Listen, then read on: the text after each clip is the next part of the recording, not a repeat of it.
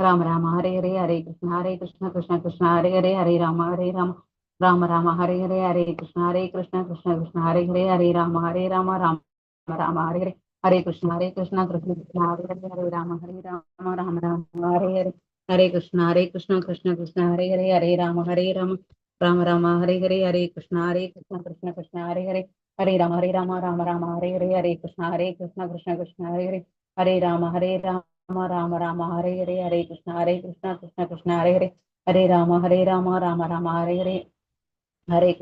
कृष्ण कृष्ण कृष्ण हरे राम हरे कृष्ण कृष्ण कृष्ण हरे राम हरे कृष्ण कृष्ण कृष्ण हरे राम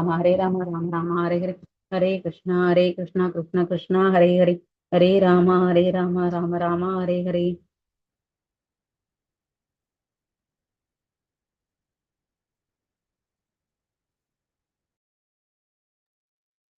हरे कृष्ण माता जी।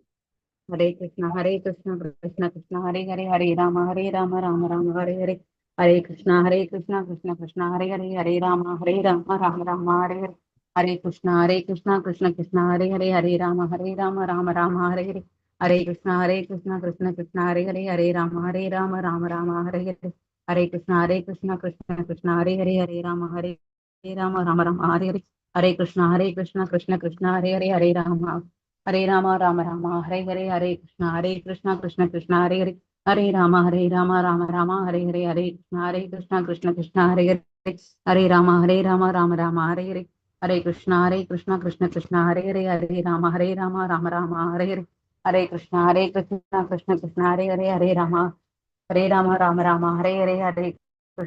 कृष्ण कृष्ण हरे राम हरे कृष्ण कृष्ण कृष्ण हरे राम हरे कृष्ण कृष्ण कृष्ण हरे राम हरे कृष्णा कृष्ण कृष्ण हरे राम हरे कृष्ण कृष्ण कृष्ण हरे कृष्ण कृष्ण कृष्ण हरे राम हरे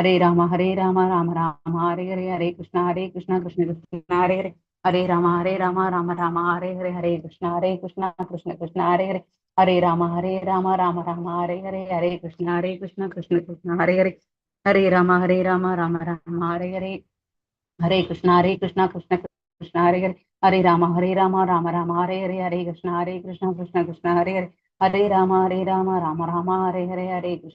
कृष्ण कृष्ण कृष्ण हरे राम हरे कृष्ण कृष्ण कृष्ण हरे राम हरे कृष्ण कृष्ण कृष्ण हरे राम हरे कृष्ण कृष्ण कृष्ण हरे राम हरे कृष्ण कृष्ण कृष्ण राम हरे कृष्ण कृष्ण कृष्ण हरे कृष्ण कृष्ण कृष्ण हरे राम हरे कृष्ण कृष्ण कृष्ण हरे राम हरे कृष्ण कृष्ण कृष्ण हरे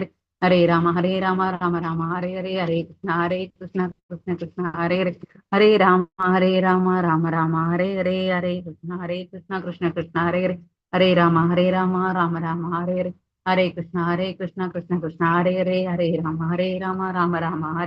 हरे कृष्ण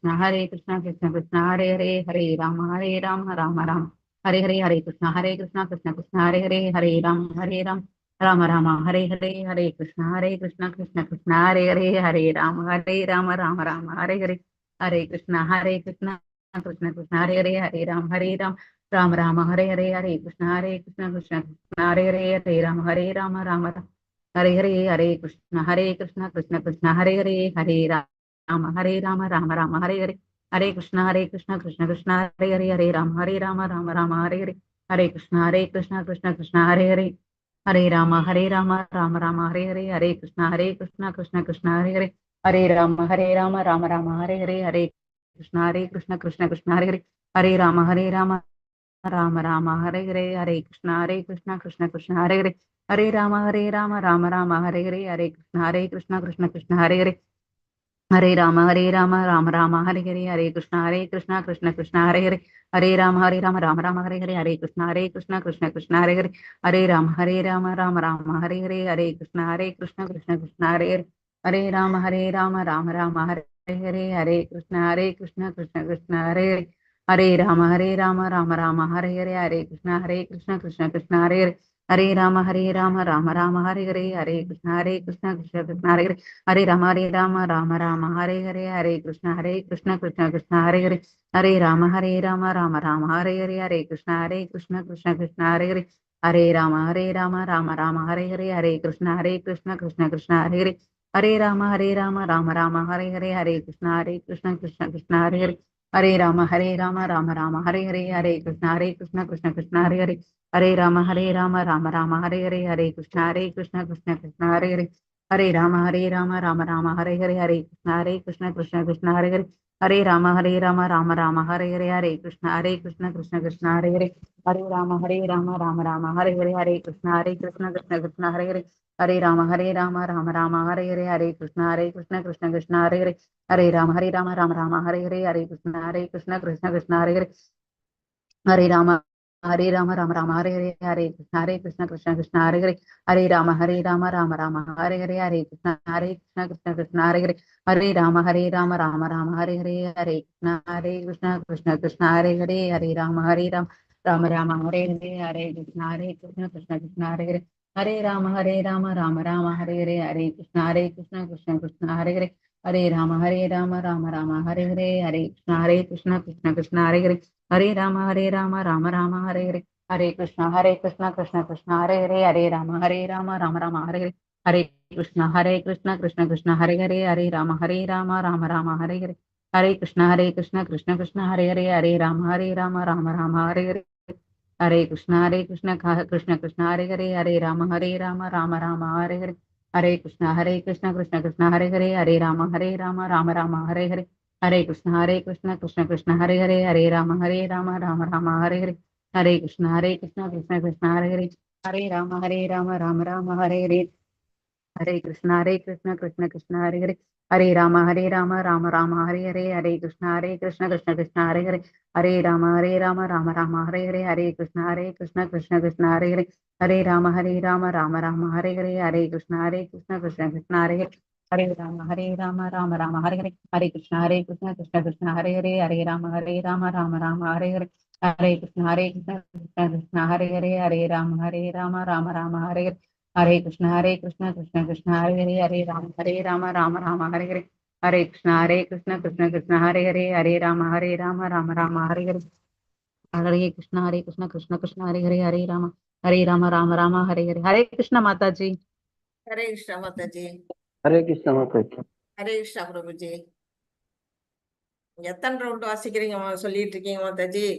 இப்ப இல்ல, பொதுவா ஒரு நாளைக்கு நான் 3 டைம்ஸ் தான் பண்ணுவேன் மாதாஜி. ஒரு நாளைக்கா? ஆமாங்க மாதாஜி. இப்பவே 2 தடவை சொல்லிட்டீங்களே. சொல்லிட்டேன் மாதாஜி. இது ரெக்கார்டிங்ஸ்ல கேட்பாங்க பிரபுஜி. அது 8 ரவுண்ட் 16 ரவுண்ட்ஸ் கேட்பேன் மாதாஜி. பிரபு ரெக்கார்டிங் கேட்கும் போதே கூடவே சொல்லுங்க. சரிங்க மாதாஜி. காலையில சொல்லிடுவேன் மாதாஜி, கோயில்ல இது பண்ணப்ப. அப்புறம் ஒண்ணு நைட் ஒண்ணு படுக்கிறதுக்கு முன்னாடி. மொத்தமா கவுண்ட் என்னங்க கூட இன்க்ரீஸ் பண்ண பாருங்க. சரிங்க மாதாஜி. தேங்க்யூ மாதாஜி. ஹரே கிருஷ்ணா. ஹரே பிரபு கிருஷ்ணா. நீங்க எத்தனை ரவுண்ட் பண்றீங்க பிரபு? ஹரே கிருஷ்ணா. மாதாஜி நான் ஒரு நாளைக்கு 5 ரவுண்டு பண்றேன் மாதாஜி. ஓகே டைம் வந்ததுன்னா கொஞ்சம் 5 ரவுண்டுக்கு மேல போவேன். இல்லைன்னா எப்படியோ 5 ரவுண்டு ஒரு நாளைக்கு முடிச்சிட்டு இருக்குவேன். Very good very good. இன்னும் ஒவ்வொரு கொஞ்சம் கொஞ்சமா இன்க்ரீஸ் பண்ணுங்க, ஒவ்வொரு ரவுண்டா இன்க்ரீஸ் பண்ணிட்டு வாங்க. Okay okay. ஹரே கிருஷ்ணா. ஹரே கிருஷ்ணா.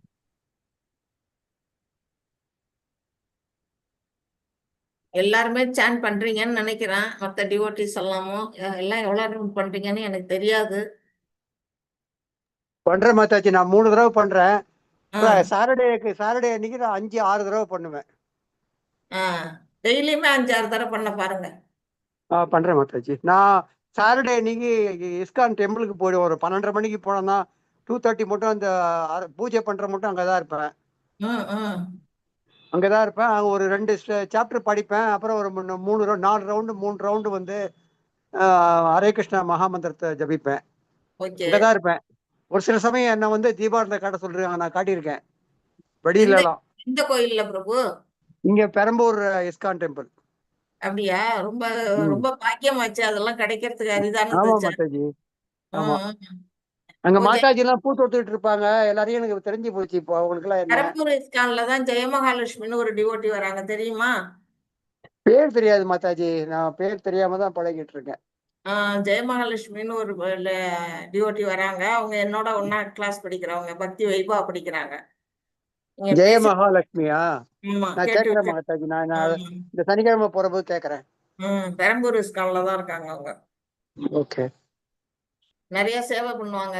பகவானுக்கு ட்ரெஸ் எல்லாம் தைச்சு கொடுப்பாங்க. பூவெல்லாம் கட்டி கொடுப்பாங்க. ஆனா அவங்க ரெகுலரா வருவாங்க. இப்ப போன தடவை நான் போற போது எல்லாம் முடிச்சிட்டு கிளம்பிட்டாங்க. நான் தான் கடைசியா கிளம்பினேன். பிரேயர் எல்லாம் முடிச்சிட்டு நான் அப்புறமா தான் கிளம்பினேன் நான். ஓகே ஓகே, நல்லா சேவை கிடைச்சதுன்னா செய்யுங்க பிரபு. ரொம்ப ரொம்ப பெரிய பாக்கியம். கண்டிப்பா கண்டிப்பா மாதாஜி செய்யறேன். ஹரே கிருஷ்ணா. ஹரே கிருஷ்ணா. எல்லாருமே ஆனா இது வந்து சாண்டிங் வந்து கொஞ்சம் இன்க்ரீஸ் பண்ண பாருங்க, அதிகப்படுத்துங்க.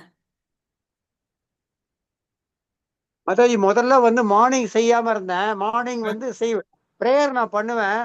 ஆனா நான் மார்னிங் பண்ற பிரேயர் வந்து இங்க இங்க இந்த பக்கமா பண்ணுவேன். அதாவது நந்தி பதிகம், அப்புறமா வந்து கோளறு பதிகம், அப்புறம் சிவபுராணம், கந்த சஷ்டி கவசம், கந்தகுரு கவசம் இப்படி சொல்லுவேன். அப்புறம் மத்தியானம் ஈவினிங் வந்து மகாமந்திர ஜபம் ஜெபிப்பேன். வாக்கிங் போற போது ஜபிச்சுக்கிட்டே தான் இருப்பேன். ஃபுல்லாவே அந்த 1 hour போறப்போ 1 hour ஜபிச்சுக்கிட்டே தான் இருப்பேன். இப்ப நீங்க மாலை வச்சு பண்ணுனீங்கன்னா உங்களுக்கு நிறைய கவுண்ட்ல நிறைய கிடைக்கும். நீங்க வாக்கிங் போறீங்கல்ல, வாக்கிங் போகும்போது கையில ஜபமாலை வச்சுக்கிட்டு அதை ரவுண்ட் பண்ணி எண்ணிக்கிட்டே போங்க. நான் கூட வாக்கிங்ல அப்படிதான் செய்வேன். வாக்கிங் போகும்போது இல்ல கையில மாதாஜி, நான் வந்து கிட்டத்தட்ட வந்து ஒரு 7-8 வருஷமா வந்து கையிலேயே கவுண்ட் பண்றேன் மாதாஜி. அந்த தப்பு வராம நான் பாத்துக்கிறேன்.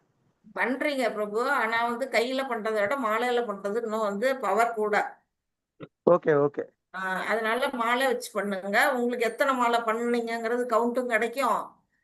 மாலையில பண்றதோட பவரும் உங்களுக்கு கிடைக்கும். நான் இதுக்கு போற போது மாலையில தான் பண்றேன். நான் இஸ்கான் டெம்பிள் போற போது அங்க இருக்கிற மாலையை எடுத்து தான் நான் பண்றேன். நீங்க வாக்கிங் போகும்போதும் பண்ணலாம், தப்பே கிடையாது. Okay okay. ஹரே கிருஷ்ணா. யாரு வந்து பிரணதி சொல்றீங்க? நான் சொல்றேங்க மாதாஜி. சொல்லுங்க மாதாஜி. ஓம் நமோ பகவதே வாசுதேவாய. ஓம் நமோ பகவதே வாசுதேவாய. ஓம் நமோ பகவதே வாசுதேவாய. ஓம் அஞ்ஞானதிமிராந்தஸ்ய ஞானாஞ்சனசலாகயா சக்ஷுர் உன்மிலிதம் येन தஸ்மை ஸ்ரீ குரவே நமः. ஸ்ரீ சைதன்ய மனோபீஷ்டம் ஸ்தாபிதம் येन பூதலே ஸ்வயம் ரூப கதாமக்யம் ததாதி ஸ்வபதாந்திகம். ஹே கிருஷ்ண கருணா சிந்து தீனபந்து ஜகத்பதே கோபேஷ கோபிகா காந்த ராதா காந்தா நமோஸ்தே தப்த காந்தன கௌராங்கி ராதே பிருந்தாவனேஸ்வரி वृषभानुसुते देवी प्रणमामि हरिप्रिये वाञ्छाकल्पतरुभ्यक्ष कृपा सिन्धुभ्यैव च पतितानां पावनेभ्यो वैष्णवेभ्यो नमो नमः. नमो ओं विष्णुपादाय कृष्णप्रेष्ठाय भूतले श्रीमते भक्तिवेदान्त स्वामिन् इति नामिने. नमस्ते सरस्वती देवी गौरवाणी प्रचारिणि निर्विशेष शून्यवादी पाश्चात्य देशधारिणि. जय श्री कृष्ण चैतन्य प्रभु नित्यानंद श्री अद्वैत गदाधर श्रीवासादि गौरभक्त वृंदा. हरे कृष्णा कृष्ण कृष्ण हरे हरे हरे राम राम राम हरे हरे. हरे कृष्णा कृष्ण कृष्ण हरे हरे. हरे राम राम राम हरे हरे. हरे कृष्णा कृष्ण कृष्ण हरे हरे. हरे राम राम राम हरे हरे. हरे कृष्णा माताजी. ஹரே கிருஷ்ணா மாதாஜி. ஹரே கிருஷ்ண மாதாஜி. ஹரே கிருஷ்ணா பிரபு. நம்ம வந்து 4th சாப்டர்ல 1ல இருந்து 15 ஸ்லோகம் வரையிலும் பார்த்திருக்கிறோம். இதுவரை என்ன புரிஞ்சுக்கிட்டீங்கன்னு யாராவது சொல்ல முடியுமா? என்ன கத்துக்கிட்டீங்க 15 ஸ்லோகங்கள்ல? சும்மா ஷார்ட்டா சொன்னா போதும். ராதாகிருஷ்ண பிரபு சொல்றீங்களா? பாக்குறேன் மாதாஜி, ஒரு நிமிஷம்.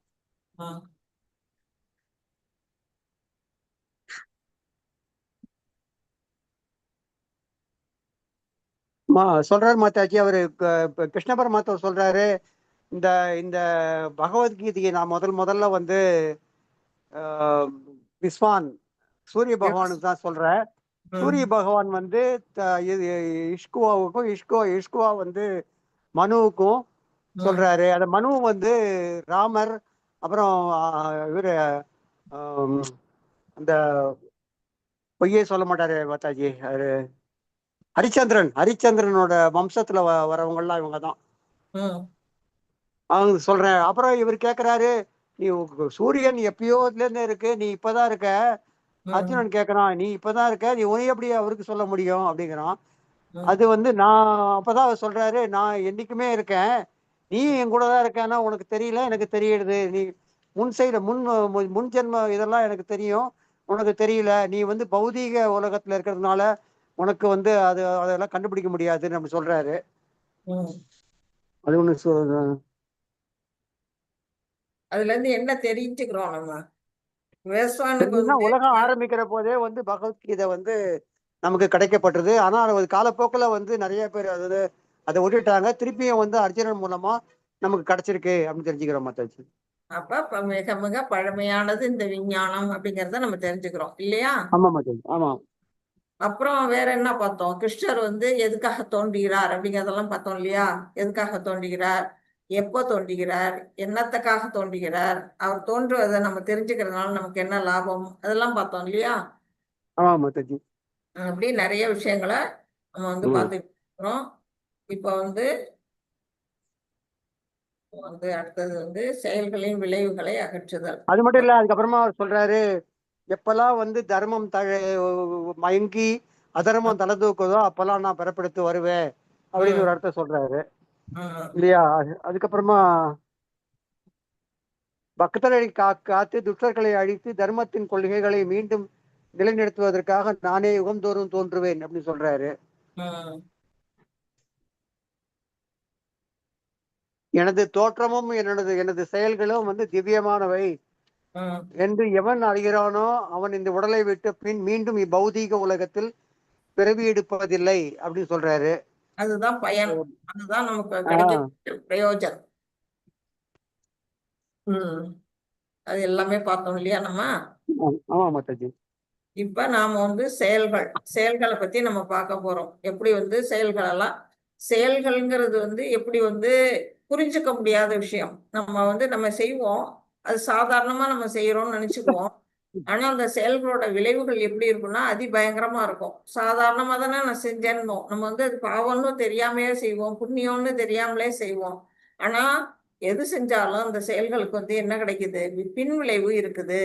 அப்ப நாம வந்து அந்த செயல்களை செய்யும் பொழுது எப்படி நாம செயலை செய்யணும், அது எந்த செயல் நல்ல செயல், எது கெட்ட செயல், இதெல்லாம் நம்ம வந்து புரிஞ்சுக்கணும்னா நாம என்ன பண்ணணும், இந்த இதுல இருந்து நம்ம எப்படி விடுதலை அடையிறது, இதெல்லாம் பத்தி தான் நம்ம வந்து இப்ப பார்க்க போறோம்.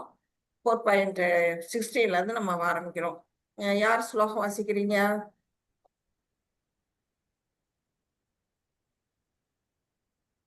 யாரும் வாசிக்கிறேன்னா வாசிக்கிறேன் மாதாஜி. எல்லாருமே வந்து வாசிக்கிறதுக்கு ட்ரை பண்ணுங்க. எல்லாருமே வந்து எல்லாருக்குமே உரிமை இருக்குது இந்த கிளாஸ்ல வந்து பேசுறதுக்கு, கருத்துக்களை சொல்றதுக்கு, அப்புறம் ஸ்லோகம் வாசிக்கிறதுக்கு, சந்தேகம் கேட்கறதுக்கு. எதுலையுமே யாருமே வந்து என்ன செய்யக்கூடாது, தயக்கம் காட்டக்கூடாது. ஒன்றும் இப்ப செகண்ட் லெவல் வந்துட்டீங்க, நீங்களும் நானும் ஒரே நிலையில தான் இருக்கிறோம். ஒன்றும் உயர்வு தாழ்வெல்லாம் கிடையாது. என்ன நான் வந்து கொஞ்சம் 2-4 வருஷம் முன்னாடியே வந்திருக்கேன், அதனால எனக்கு கொஞ்சம் எடுத்து சொல்ல தெரியுது, அவ்வளவுதான். மற்றபடி நீங்க வந்து யோசிக்க கூடாது, தயங்கக்கூடாது, பயப்படக்கூடாது, சந்தேகங்கள்லாம் கேட்கணும், எல்லாருமே வாயை திறந்து பேசணும், எல்லாருமே ஸ்லோகம் வாசிக்கணும், எல்லாருமே வந்து எப்படி பண்ணணும், பார்ட்டிசிபேட் பண்ணணும். ஹரே கிருஷ்ணா. யார் வாசிக்கிறீங்க? இதுவரையிலும் வாசிக்காதவங்க யாராவது இருந்தீங்கன்னா வாசிக்கலாம். தப்பா வாசிக்கிறோமேன்னு பயப்பட வேண்டாம். தப்பா படிச்சுதான் நம்ம வந்து திருத்திக்க முடியும் நம்மள. அதனால யாரையும் அதை பத்தி தயக்கம் காட்டாம எல்லாருமே ஆரம்பிக்கலாம். ஹரே கிருஷ்ணா. யார் வரீங்க? ஹேண்ட் ரைஸ் பண்ணலாம்.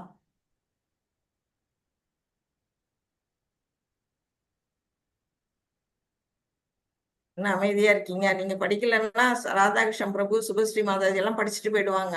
ஆனா எல்லாருமே அதுல ஈடுபடணுங்கிறதுக்காக தான் உங்களை நான் கூப்பிடுறேன். மாதாஜி 3 மாசத்துக்கு முன்னால எனக்கும் ஒன்றும் படிக்க தெரியாது மாதாஜி. தப்பா தான் படிச்சுட்டு இருந்தேன். உங்களுக்கே தெரியும் நான் எவ்வளவு தப்பு பண்ணுவேன்னு சொல்லிட்டு. இப்ப நல்லா 3 மாசத்துல படிக்கிறீங்க. தான் மாதாஜி டெவலப் ஆயிருக்கு. இன்னைக்கு நான் கிளாஸே எடுக்கிறேன் மாதாஜி. அப்படியா? இவங்க வந்து பேருனா எங்களுக்கு டீச்சர் கிடையாது. ஆமா, மணிமேகலை சித்திரலேகா மாதாஜி எடுப்பாங்க. அவங்க இப்ப வரதில்ல, 2 நாள் 3 நாள் வரதில்ல. நான் தான் மாதாஜி எடுத்துக்கிட்டு இருக்கிறேன். வெரி குட், சூப்பர் சூப்பர் பிரபு. அதே மாதிரி எல்லாம் அந்த தயக்கம் இல்லாம வரும்பொழுதுதான் அது வந்து அவர் கத்துக்கிட்டு இருக்காரு. அது மாதிரி நீங்களாமும் எல்லாம் செய்யலாம், கத்துக்கலாம். ஹரே கிருஷ்ணா. ராஜலட்சுமி மாதாஜி வாசிக்கிறீங்களா? எனக்கு உங்க பேரு தான் கண்ணுக்கு தெரியுது. வாசிக்கிறேன் மாதாஜி. வாசிங்க. கிம் கர்ம கிம் அகர்மேதி கவயோ யத்ர மோஹிதா தத்தே கர்ம பிரவஸ்யாமி யஜ் ஞாத்வா மோஷ்யசே சுபாத். மீனிங் படிச்சிருக்கேன். அறிவுடையோரும் எது கர்மம் எது அகர்மம் என்பதில் குழம்புகின்றனர். கர்மா என்பது என்ன என்பதை நான் இப்போது உனக்கு விளக்குகிறேன். இதை அறிவதால் எல்லா துரதிர்ஷ்டத்திலிருந்தும் நீ விடுதலை பெறுவாய். இப்போ இத யார் யாருக்கிட்ட சொல்றாங்க? அர்ஜுனர்கிட்ட கிருஷ்ணர் பேசிட்டு இருக்கிறாரு. இப்ப கர்மயோகம் போன சாப்டர் முடிச்சிட்டோம். இப்போ உன்னத யோகம், உன்னத அறிவு, அதாவது டிரான்ஸ்டென்டல் நாலேஜை பத்தி இவர் சொல்லிட்டு இருக்காரு. பகவான் கிருஷ்ணர் அர்ஜுனருக்கு சொல்லிட்டு இருக்கிறாரு. என்ன சொல்றாரு? அறிவுடையோரும் கர்மா. இப்ப கர்மாங்கிறது என்ன? செயல். ஒரு செயலை தான் நம்ம கர்மா அப்படிங்கிறோம். அந்த கர்மாவை எது கர்மா எது அகர்மா அப்படிங்கிறதுல எல்லாருக்கும் குழப்பம் இருக்கு. யாருக்கு? அறிவுடையவர்களுக்கே குழப்பம் இருக்கு. அப்ப நம்ம சாதாரண மக்கள், படிப்பறிவு இல்லாத ஒரு மக்களுக்கு கர்மா அப்படின்னு போய் சொன்னோம்னா என்ன தெரியும்? ஒன்றும் தெரியாது. அவங்க என்ன நினைச்சுக்குவாங்க? கர்மா அப்படின்னா போன ஜென்மத்து கர்மா அப்படின்னு நினைச்சுக்குவாங்க. இப்ப நம்ம செஞ்சுக்கிட்டு இருக்கக்கூடிய ஒவ்வொரு செயலுமே கர்மா தான். நம்ம செய்யக்கூடிய செயல்கள் அத்தனையும் கர்மா. அகர்மா அப்படின்னா என்ன? செயலற்று இருக்கிறது. எப்படி செயலற்று இருக்கிறது? செயல் இல்லாம யாராவது இருக்க முடியுமா அப்படின்னு பாத்தீங்கன்னா, செயல் இல்லாம இருக்கிறது போல தோணும். ஆனா அவங்க எப்படி இருப்பாங்க? செயல்பட்டுக்கிட்டு தான் இருப்பாங்க. அந்த நிலைகளை இப்ப இதெல்லாம் பாத்தீங்கன்னா நம்ம படிக்கிற நமக்கே இதுல என்ன குழப்பம் வரும். அதான் அறிவுடையோரும் குழம்புகின்றனர்.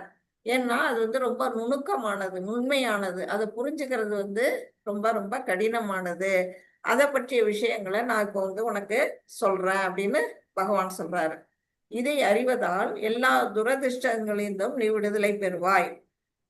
இப்ப பகவான் சொல்றாரு, நீ இதை தெரிஞ்சுக்கிறதுனால கர்மான்னா என்ன அகர்மான்னா என்னன்னு நீ தெரிஞ்சுக்கிறதுனால என்ன செய்வ?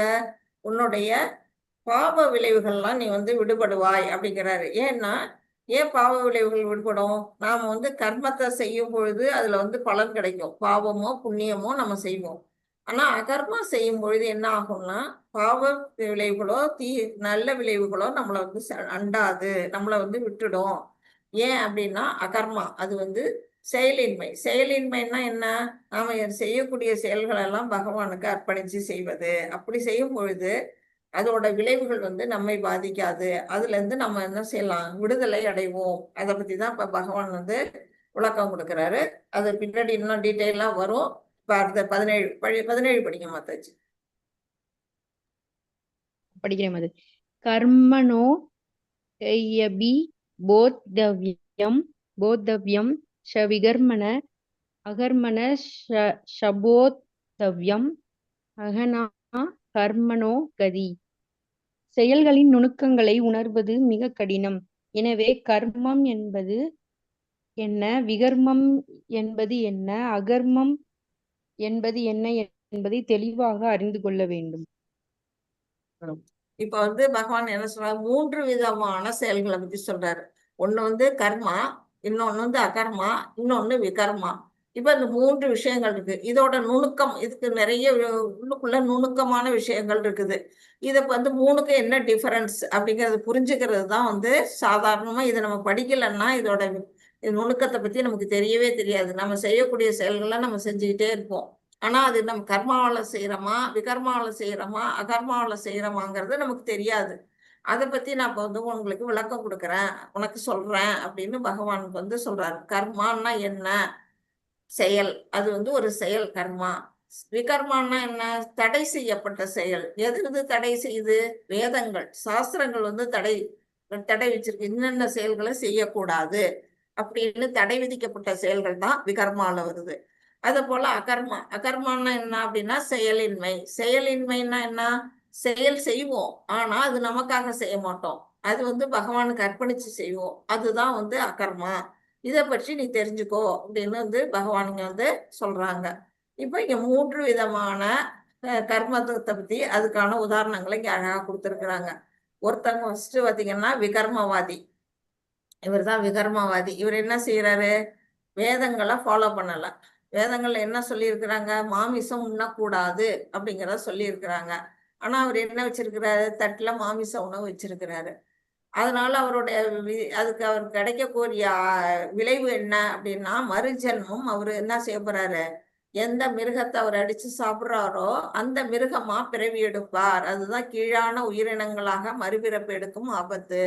இந்த பிறவியில நாம செய்யக்கூடிய செயல்கள் தான் அடுத்த பிறவியை நமக்கு நிர்ணயம் பண்ணுது. அதனால அவருக்கு வந்து என்ன கிடைக்குது? அடுத்த பிறவி விலங்கினத்துல அவர் பிறக்கிறார். ஆன்மீகவாதிகளால் ஒத்துக்கொள்ளப்பட மாட்டாது. இதை வந்து இந்த செயல்களை வந்து யார் ஒத்துக்க மாட்டாங்க? ஆன்மீகிகள் ஒத்துக்கொள்ள மாட்டாங்க. இந்த மாதிரி செயல்களை வந்து ஏத்துக்கொள்ள மாட்டாங்க. அவங்க வந்து பண்ணுவாங்க, வேதங்கள்ல சொல்லப்பட்ட விஷயங்களை ஃபாலோ பண்றவங்க. இதனால அவருக்கு என்ன கிடைக்க போகுது? எடுத்த பிறவி நோக்கத்தில் தோல்வி. இப்ப வந்து அழகா ஒரு பிறவி, மனித பிறவி கிடைச்சிருக்கு. அரிதறிது மானிடராய் பிறத்தலரிதுன்னு சொல்லியிருக்காங்க. அப்படிப்பட்ட அரிதான அந்த மானிட பிறவி அவர் என்ன செய்யறாரு? தோல்வியில் முடிக்கிறார். இந்த பிறவியோட நோக்கத்தை வந்து தோல்வியில முடிக்கிறாரு. திரும்பவும் அவருக்கு அந்த மனித பிறவி கிடைக்குமா? நிச்சயம் இல்லை. மனித பிறவியும் கிடைக்கலாம், கீழான பிறவியும் கிடைக்கலாம். எந்த ஒரு பிறவி கிடைக்குதுன்னு சொல்ல முடியாது. அவர் செஞ்ச வினைகளுக்கு ஏற்ப ஒரு பிறவி கிடைக்கும். அப்ப இந்த பிறவி என்ன செஞ்சிடறாரு? வீணாக்கிடுறாரு அப்படிங்கிறத இதுல காட்டியிருக்காங்க.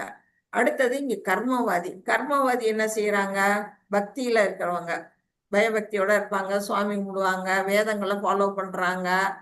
அந்த மாதிரி வேதங்கள்ல சொல்லப்பட்டபடி எல்லா செயல்களும் அவங்க புண்ணிய காரியங்கள் எல்லாம் செய்யறாங்க. புண்ணிய காரியங்கள் செஞ்சா எங்க போவோம் அப்படின்னா சொர்க்கலோகத்துக்கு தான் போவோம்.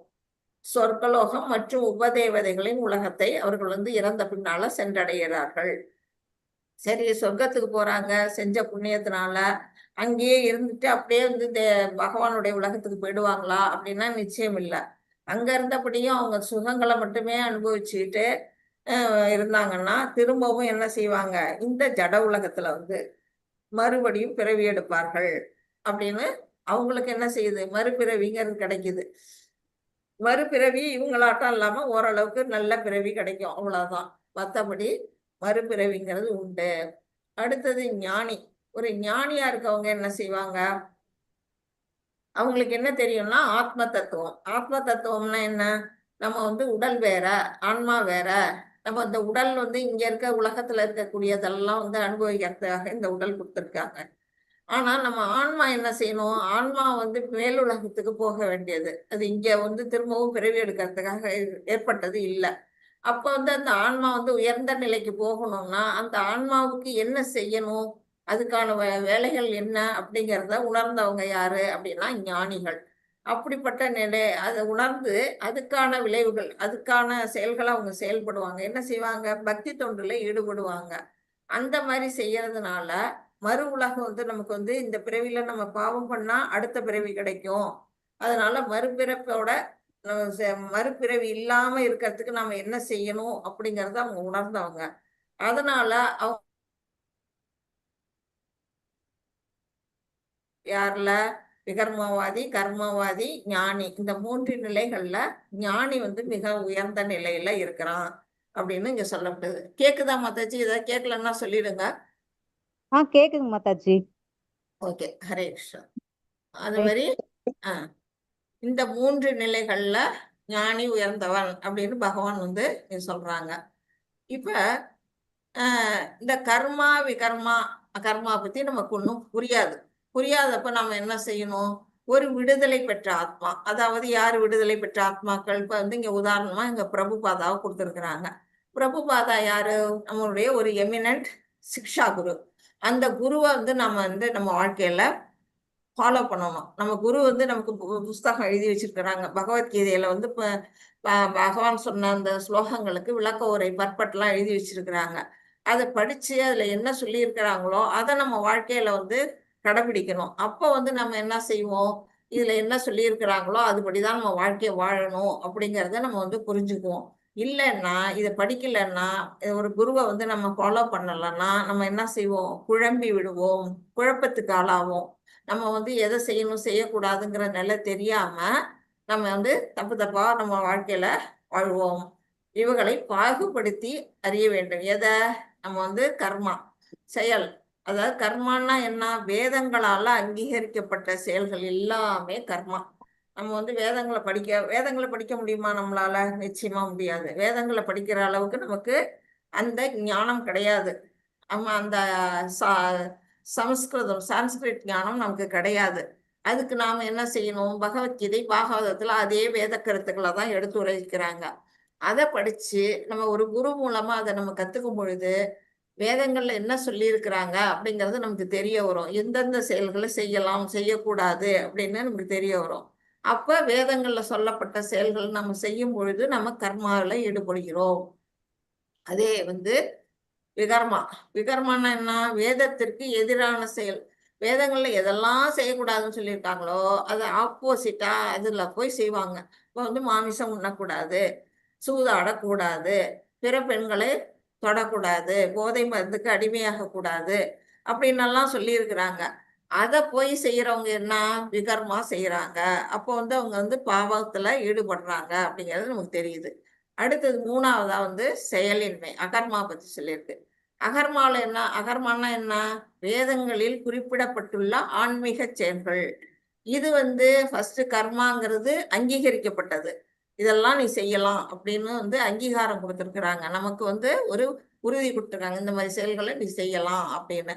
அதுதான் வந்து கர்மா. ஆனா ஆன்மீக செயல், அதாவது இன்னென்ன செயல்கள் வந்து பகவானுக்காக செய்யக்கூடிய செயல்கள், இப்படி நம்ம இருக்கணும். காலையில எழுந்து நம்ம போய் கோயில்ல மங்கள ஆரத்தி பார்க்கறது, பகவானுக்காக நம்ம சர்வீஸ் பண்றது, பகவானுக்காக நம்ம பாடுறது, அவருக்கு ஜெபம் பண்றது, இப்படி நமக்கு வந்து இதெல்லாம் ஆன்மீகமான செயல். நம்ம மற்றபடி நம்ம செய்யறதெல்லாம் வந்து நம்ம பௌதீகத்துல செய்வோம். அது வந்து கர்மா. ஆன்மீகமான செயல்களை செஞ்சோம்னா அதுதான் வந்து இங்க அகர்மா அப்படின்னு வந்து இங்க அழகா சொல்லியிருக்கிறாங்க. இப்ப ஒவ்வொருத்தரும் எப்படி அதுல ஈடுபடுறாங்க அப்படிங்கறத பத்தி இங்க வந்து சொல்லியிருக்கிறாங்க. ஒரு கர்மாவுல ஒருத்தர் எப்படி செயல்படுகிறார் அப்படின்னு பாத்தீங்கன்னா, பலன்களில் பற்றுதலோடு.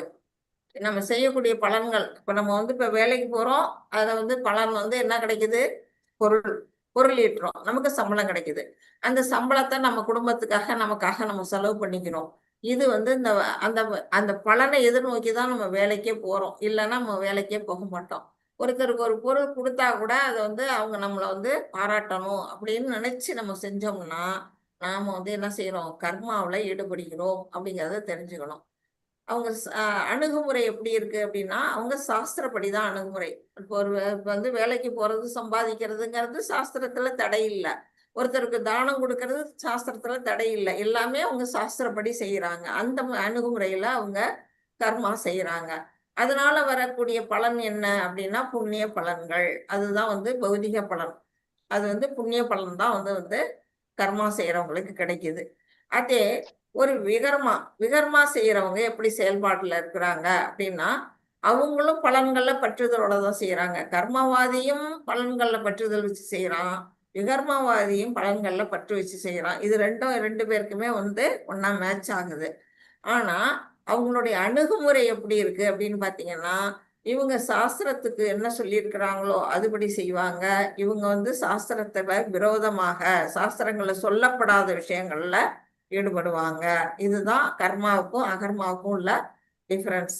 இப்ப அதனால வரக்கூடிய பலன் என்ன, விளைவு என்ன அப்படின்னு பாத்தீங்கன்னா, இவங்க வந்து புண்ணிய பலன்கள் கிடைக்குது, இவங்களுக்கு வந்து பாவ பலன்கள் கிடைக்குது. பாவ பலன்கள் கிடைச்சா என்ன ஆகும்? துன்பத்துலதான் அவங்க வீழ்ச்சி அடைவாங்க, துன்பம் தான் அடைவாங்க அப்படிங்கிறது சொல்லப்பட்டிருக்கு.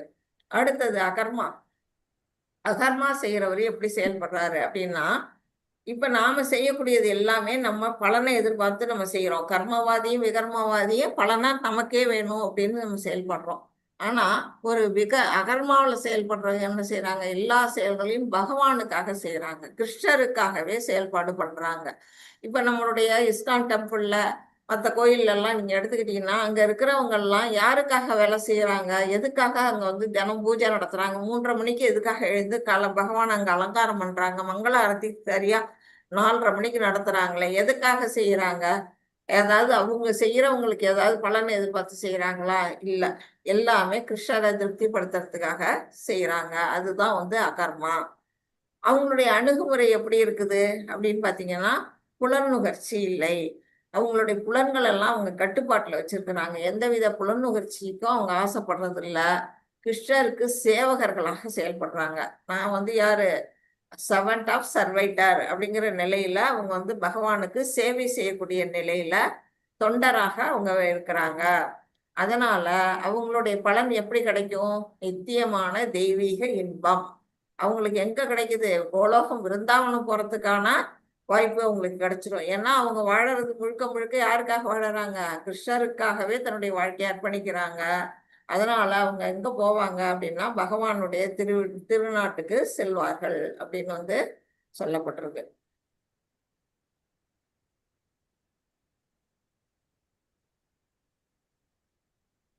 இப்ப வந்து ஒவ்வொருத்தரும் இதுக்கு நம்ம என்ன செய்யணும்? இந்த கர்மா அகர்மா விகர்மா எல்லாம் நமக்கு தெரியலன்னா அதை தெரிஞ்சுக்கணும்னா நம்ம என்ன பண்ணணும்? நமக்கு மேல இருக்கக்கூடிய குருமார்கள் ஆச்சாரியர்களை ஃபாலோ பண்ணணும். அதை பண்ணும் பொழுது நம்ம எது கரெக்டான செயல் அப்படிங்கிறத அது வந்து நமக்கு தெரிய வரும். இப்போ இந்த ஆர்மி இருக்கு. ஆர்மியில பாத்தீங்கன்னா அங்க வந்து நிறைய பெரிய பெரிய ஜெனரல், அதாவது ஜெனரல், மேஜர் ஜெனரல்னு இருப்பாங்க, பிரிகேடியர்னு இருப்பாங்க. அப்படின்னு நிறைய பேர் என்னன்னா அங்க வந்து இருப்பாங்க பெரிய அதிகாரிகளா. அவங்களுக்கு கீழே யார் இருப்பா? சோல்ஜர்ஸ் இருப்பாங்க. அந்த சோல்ஜர்ஸுக்கு வந்து இவங்க என்ன செய்வாங்க? வழிகாட்டியா இருப்பாங்க. இப்படி இப்படி நீங்க பண்ணணும், இந்த வழியில போனா நம்ம நாட்டை வந்து காப்பாற்ற முடியும் எதிரிகள்ட்ட இருந்து, நம்ம போர் புரியும் போது இன்னென்ன வழிகளை செயல்பாடு பண்ணணும் அப்படின்னு அவங்க ஒரு மேஜர் ஜெனரலா இருக்கிற சொல்றதான் யார் கேட்பா? சோல்ஜரா இருக்கவங்க கேட்பாங்க. அதே போல ஆன்மீகத்துல பாத்தீங்கன்னா ஒரு குரு, ஒரு ஆச்சாரியர் என்ன சொல்றாங்களோ அதை தான் வந்து சீடர்கள்லாம் வந்து ஃபாலோ பண்ணுவாங்க. இப்போ வந்து தீட்சை கொடுக்குறாரு ஒரு சீடருக்கு. இங்க பிரபுபாதா வந்து தீட்சை கொடுக்குறாரு. அந்த தீட்சை கொடுத்துட்டு அந்த சீடர் வந்து என்ன செய்வாரு? இப்ப குரு சொன்னது என்னவோ அதை வந்து அவர் வாழ்க்கையால கடைபிடிப்பாரு. அப்ப கடைபிடிக்கும் பொழுது அது கர்மாவா அகர்மாவா விகர்மாவா இதெல்லாம் யோசிக்க வேண்டிய அவசியமே இல்லை. அது அவர் சொல்றத அப்படியே செய்ய வேண்டியதுதான். நமக்கு இந்த தலைவலியே இருக்காது. நம்ம செய்யக்கூடிய செயல்கள் என்ன செய்யறோம் அப்படின்னு நம்ம பயப்படாம, குரு சொன்னது எல்லாம் கரெக்ட், வேதங்களுக்கு நிகரானது, வேதத்துல சொல்லப்பட்டதுதான் குரு சொல்லி இருக்கிறாங்க அப்படிங்கிற நிலையில நம்ம கண்ணை மூடிட்டு அவங்கள ஃபாலோ பண்ணலாம். அந்த நிலையில போகும்பொழுது நம்முடைய செயல்கள் எப்படி ஆகுது? பக்குவம் அடைகிறது அப்படிங்கிறத சொல்லப்பட்டிருக்கு. இப்ப இந்த கர்மா விகர்மா அகர்மா அந்த மூன்றையும் பிரிச்சு பார்த்து இதை நம்ம தெரிஞ்சுக்கிறதுனால நமக்கு என்ன அவசியம்? இதெல்லாம் நம்ம ஏன் தெரிஞ்சுக்கணும்? நம்ம எந்த ஒரு செயலை செய்யறோம், வந்தோம் பிறந்தோம் செயல் செய்யறோம், போய் சேர போறோம் அப்படின்னு நம்ம இருந்தோம்னா என்ன ஆகும்? மறுபடியும் நம்ம வந்து புனரவி ஜனனம் புனரவி மரணம் இதுதான் ஏற்படும். ஆனா இதை நம்ம 3 விஷயங்களையும் நம்ம தெரிஞ்சுக்கிட்டு அந்த விஷயங்கள்ல எது செய்யலாம் செய்யக்கூடாதுங்கிறத நம்ம புரிஞ்சுக்கிட்டு அந்த செயல்களில் நம்ம ஈடுபடும் பொழுது நமக்கு என்ன கிடைக்கும்? ஃப்ரீடம். என்ன ஃப்ரீடம்? இந்த உலகத்துல இருந்து நம்ம வந்து லிபரேட் ஆகவும், லிபரேட் ஆகி எங்க போவோம்? இறைவனுடைய திருநாட்டுக்கு சென்றடைய முடியும். பிறப்பிறப்பில்லாத வாழ்க்கையை நமக்கு வந்து பகவான் அமைச்சு கொடுப்பார். அதுக்குதான் இதெல்லாம் வந்து நம்ம தெரிஞ்சுக்கணும் அப்படின்னு சொல்லப்பட்டிருக்கு. 18 படிங்க மாதாஜி. ஹரே கிருஷ்ணா. படிக்கிறேன். கர்மண்ய கர்ம ய பஷ்யேத் அகர்மணி ஷ கர்மயः ஷ புத்திமான் மனுஷ்யேஷு ஷ யுக்தः கிருத்ஸ்ன கர்ம கிருத். கர்மத்தில் அகர்மத்தையும் அகர்மத்தில் கர்மத்தையும் காண்பவனே மனிதரில் அறிவுடையவன் ஆகிறான். எல்லாவித செயல்களில் ஈடுபட்டிருந்தாலும் அவன் உன்னத நிலையில் நிலை பெற்றுள்ளான். இப்போ வந்து நமக்கு வந்து இப்ப கர்மான்னா என்னன்னு தெரிஞ்சுக்கிட்டோம், அகர்மான்னா என்னன்னு தெரிஞ்சுக்கிட்டோம், விகர்மான்னா என்னன்னு தெரிஞ்சுக்கிட்டோம். யாருக்காவது டவுட்ஸ் இருந்ததுன்னா லாஸ்ட்ல கேளுங்க, கண்டிப்பா சொல்றேன். இப்போ வந்து கர்மா அகர்மா, இப்ப கர்மத்துல அகர்மாவை எப்படி செய்யறது, அகர்மாவுல கர்மாவை எப்படி செய்யறது அப்படிங்கிறத வந்து புரிஞ்சுக்கிட்டவன் தான் என்ன மனிதரில் அறிவுடையவன் ஆகிறான். இப்போ வந்து இது கொஞ்சம் குழப்பமா இருக்க மாதிரி இருக்கும். அடுத்தடுத்த ஸ்லைட்ல வரும்பொழுது உங்களுக்கு ஈஸியா புரியும். நம்ம செயல் கர்மா, நம்ம கர்மாங்கிற ஒரு செயலை செய்யறோம். ஆனா அதுல வந்து என்னது? அகர்மா செயல்படுறோம். அதே போல அகர்மாவில் இருக்கிறோம், அதே சமயம் கர்மாவில் கர்மா பண்ணிட்டு இருக்கோம். இதை வந்து எப்படி நம்ம புரிஞ்சுக்கிறதுங்கிறத நெக்ஸ்ட் ஸ்லைட்ல உங்களுக்கு நான் காட்டுறேன். இங்க இருக்கு பாருங்க, செயலில் செயலின்மை. அதாவது இப்போ வந்து இவங்க என்ன செய்யறாங்க? பக்தி தொண்டு, பகவானை வணங்குறாரு. இங்க இருக்கிற ஒருத்தர் வந்து என்ன செய்யறாரு? பக்தி தொண்டுல ஈடுபட்டு இருக்காரு. இங்க பகவான் கிருஷ்ணர் இருக்காரு. இது வந்து செயலில் செயலின்மை அப்படிங்கிறாங்க. இவங்க எப்படி அப்படின்னா பகவானுக்காக இவர் வந்து இங்க வந்து என்ன செய்யறாரு, பூஜை புனஸ்காரம் அலங்காரம் நைவேத்தியம் அத்தனையும் செய்யறாரு. எல்லாமே செயல் தானே.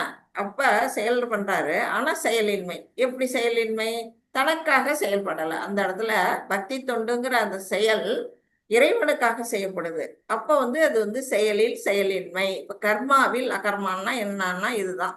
நம்ம வந்து இறைவனோட பக்தியில நம்ம ஈடுபடும் பொழுது நம்ம செயல் புரிவோம், ஆனா செயலற்று இருக்கு. நமக்காக செயல்படல, இறைவனுக்காக செய்யும் பொழுது செயலின்மை ஆகுது. இதுதான் அகர்மா அப்படிங்கிறத நம்ம தெரிஞ்சுக்கணும். இப்ப அதே வந்து ஆப்போசிட், செயலின்மையில் செயல். இப்ப அகர்மாவில் கர்மா அப்படிங்கிறது இந்த இடத்துல உதாரணம் கொடுத்துருக்காங்க. இப்ப வந்து இங்க ஒருத்தர் உட்கார்ந்துருக்கிறாரு, ஒரு சாமியார். அவர் என்ன பண்றாரு, எந்த வித செயலும் செய்யல, அமைதியா உட்கார்ந்துருக்கிறாரு.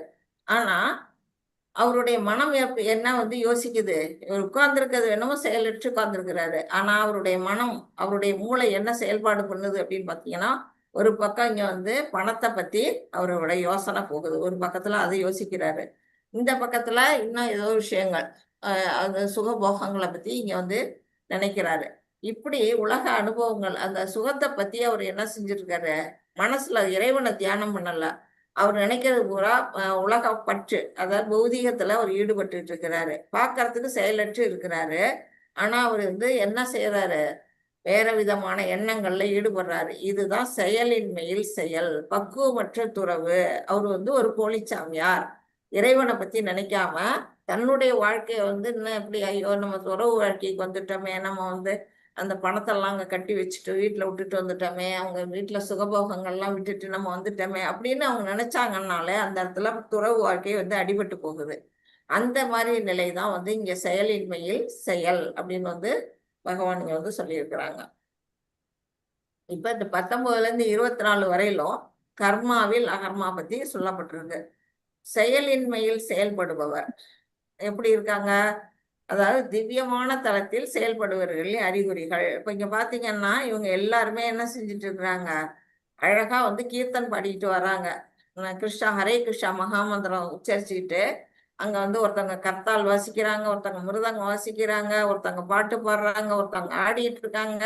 எல்லாமே வந்து ஒரு திவ்யமான செயல், திவ்யமான செயல்களில் ஈடுபடுறாங்க. ஆனாலும் இது என்னன்னா செயலின்மையில் அகர்மா, செயலின்மையில் செயல்படுபவர்களா ஆகிறாங்க. இவங்க வந்து தனக்காக செயல்படல, எல்லாமே பகவானுக்காக செயல்படும் பொழுது அவங்க அகர்மா செய்யறாங்க.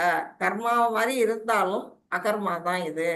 அப்படிதான் இதுவுமே வந்து இங்க இவங்களுக்கு இவரை கேட்டுக்கிட்டு இவர் என்ன செய்யணும் அப்படிங்கிறத இவர் ஃபாலோ பண்றதை இங்க வந்து கொடுத்துருக்குறாங்க. 19 படிங்க மாதாஜி. படிக்கிறேன். யஸ்ய சர்வே சமாரம்பாக காமசங்கல்ப வர்ஜிதாக ஞானாக்னி தக்தகர்மாணாம் தம் ஆஹு பண்டிதம் புதாக. யாருடைய முயற்சிகள் அனைத்தும் புலனுகர்ச்சியிலிருந்து விடுபட்டுள்ளதோ அவன் பண்டிதனாக அறியப்படுகிறான். அத்தகையவன் பக்குவமான அறிவு என்னும் நெருப்பால் செயல்களின் விளைவுகளை சுட்டெரித்தவன் என்று சாதுக்களால் கருதப்படுகிறான். இப்ப வந்து என்ன சொல்றாரு, ஒரு பண்டிதன்னா யாரு அப்படின்னு ஒரு சாதுக்கள் வந்து சொல்றாங்க. சாதுக்கள்னா யாரு, அறிவுடையவர்கள், ஒரு அறிஞர்கள், துறவிகள், எப்படி வேணா வச்சுக்கலாம். அவங்க வந்து என்ன சொல்றாங்க, ஒரு பண்டிதன்னா எப்படிப்பட்டவனா இருப்பான் அப்படின்னா தன்னுடைய புலனுகர்ச்சியில இருந்து அவன் வந்து தன் புலன்கள்ல வந்து நம்ம புலன்கள்லாம் எப்படிப்பட்டது, இதை அனுபவிக்கணும், இந்த கண்ணால இதை பார்த்து ரசிக்கணும், காதால இதை கேட்டு அனுபவிக்கணும், நம்ம உடல் சுகங்களை அனுபவிக்கணுங்கிறது எல்லாமே நம்ம வந்து புலனுகர்ச்சி தான். நம்மளுடைய புலன்களை திருப்திப்படுத்துற விஷயங்கள் அனைத்துமே வந்து என்னது, புலனுகர்ச்சி. அந்த புலனுகர்ச்சியில இருந்து அவன் என்ன செய்யறான், விடுபடுறான். எப்படி, தன்னுடைய முயற்சியினால அதை கட்டுப்படுத்துறான். புலன்களை கட்டுப்படுத்தி அந்த புலனுகர்ச்சியில இருந்து யார் ஒருத்தவங்க விடுபடுறாங்களோ அவன் தான் உண்மையான பண்டிதன் அப்படின்னு இங்க வந்து சொல்லியிருக்கிறாங்க. அவன் எப்படி அதை செய்யறான் அப்படின்னா தன்னுடைய அறிவை கொண்டு, தன்னுடைய பக்குவமான அறிவை கொண்டு அவன் என்ன செய்யறான், செயல்களின் விளைவுகளை சுட்டறிகிறான். எந்த நெருப்பால், எந்த நெருப்பு, அறிவு என்னும் நெருப்பால். தன்னுடைய அறிவுங்கிற ஒரு நெருப்பு என்ன செய்யும், எந்த இடத்துல போட்டாலும் அந்த நெருப்பு வந்து அங்க என்ன கிடக்குதுனாலும், குப்பை கிடந்தாலும் அது எரிச்சிரும், நல்லா நம்ம நம்ம பணத்தை கொண்டு போட்டாலும் அது வந்து எரிச்சிடும். அதுக்கு எதுவும் தெரியாது, அது குப்பையா அது பணமா அது எதுவும் தெரியாது. அது நெருப்போட தன்மை எரிக்கும். அந்த மாதிரி இங்க வந்து இங்க அறிவுங்கிற நெருப்பை கொண்டு அவங்க என்ன செய்யறாங்க, செயல்களின் விளைவுகளை சுட்டெரிக்கிறாங்க. செயல்களின் விளைவுகள் என்ன? நாம் வந்து புலனுகர்ச்சியால வரக்கூடிய விளைவுகள் வந்து பாவ விளைவுகளாக இருக்கும். அதிகபட்சம் பாவ விளைவுகளாக தான் இருக்கும். நல்ல விளைவுகள் செய்வோம் இருக்கும். ஆனாலும் இங்க வந்து நமக்கு வந்து இங்க பாவத்தை தான் சொல்றாங்க. அந்த பாவ விளைவுகளை வந்து சுட்டெரிக்கிறாங்க. தன்னுடைய அறிவு கொண்டு புலன்களை கட்டுப்படுத்தி அவன் என்ன செய்யறான், பாவ விளைவுகள்ல இருந்து விடுபடுகிறான், சுட்டெரிக்கிறான். அவன் தான் உண்மையான பண்டிதன் அப்படின்னு வந்து சாதுக்கள் எல்லாம் சொல்றாங்க அப்படின்னு சொல்லியிருக்கிறாங்க. இங்க பாத்தீங்கன்னா பக்குவமான ஞானத்தின் பலன்கள் என்னென்ன அப்படின்னு இங்க கொடுத்திருக்கிறாங்க. நித்தியமான சேவை. பகவானுக்கு நம்ம வந்து நித்தியமா சேவை செய்யணும். ஒரு நாள் போய் நம்ம கோயில்ல போய் தொண்டாற்றுறதுனால மட்டும் பத்தாது. நம்ம வந்து தினம் தினம் நம்மளால எப்பெல்லாம் முடியுதோ அப்பெல்லாம் வந்து போய் நம்ம பகவானுக்கு கோயில்லையோ இல்ல வீட்லயோ இல்ல நம்ம பக்கத்துல ஏதோ ஒரு இடத்துல பகவானுக்காக நம்ம வந்து சேவை பண்ணிக்கிட்டே இருக்கணும். அந்த மாதிரி செய்யணும். புலனுகர்ச்சியில் பற்றில்லாமல் இருக்கணும். நம்ம வந்து இப்ப படிச்சோம், புலனுகர்ச்சினா என்னங்கிறது சொன்னேன். அந்த இதுல எல்லாம் நமக்கு வந்து ஈடுபாடு வைக்கக்கூடாது. அதனால வரக்கூடிய விளைவு என்ன அப்படின்னா, அந்த பாவ விளைவுகள் விடுபட்டு போகும். இப்ப இங்க வந்து இஸ்கான்ல பாத்தீங்கன்னா இப்ப நிறைய வந்து சமையல் பண்றாங்க. அதாவது பெரிய பெரிய பாத்திரங்கள்ல வந்து சமையல் பண்ணுவாங்க. எதுக்காக? பகவானுக்கு படைச்சிட்டு அது வரக்கூடிய அந்த பக்தர்களுக்கு அங்க விநியோகம் பண்றாங்க. இந்த இடத்துல பாத்தீங்கன்னா அவங்க வந்து சேவை செய்யறாங்க. நித்தியமான சேவை நடக்குது. அது இல்லாம அவங்களுக்கு புலனுகர்ச்சியில அவங்களுக்கு ஏதாவது இதுல பற்று இருக்கா, இது மாதிரி செய்யறதுனால அவங்க ஏதாவது லாபம் அடைகிறாங்களான்னா எதுவும் இல்லை. எல்லாமே இறைவனுக்காக செய்யப்பட்ட செயல். அதனால அவங்க அனுபவிக்கக்கூடியது என்ன? பாவ விளைவுகள்ல இருந்து விடுபடுறாங்க அப்படிங்கறத இங்க சொல்லியிருக்கிறாங்க. 20 படிங்க மாதாஜி. யக்வா கர்ம பலாசங்கம் நித்ய த்ருபதோ நிராஸ்ரயः கர்மண்யபி ரவ்ருத்தோ பி நைவ கிச்சித் கரோதி ஷக.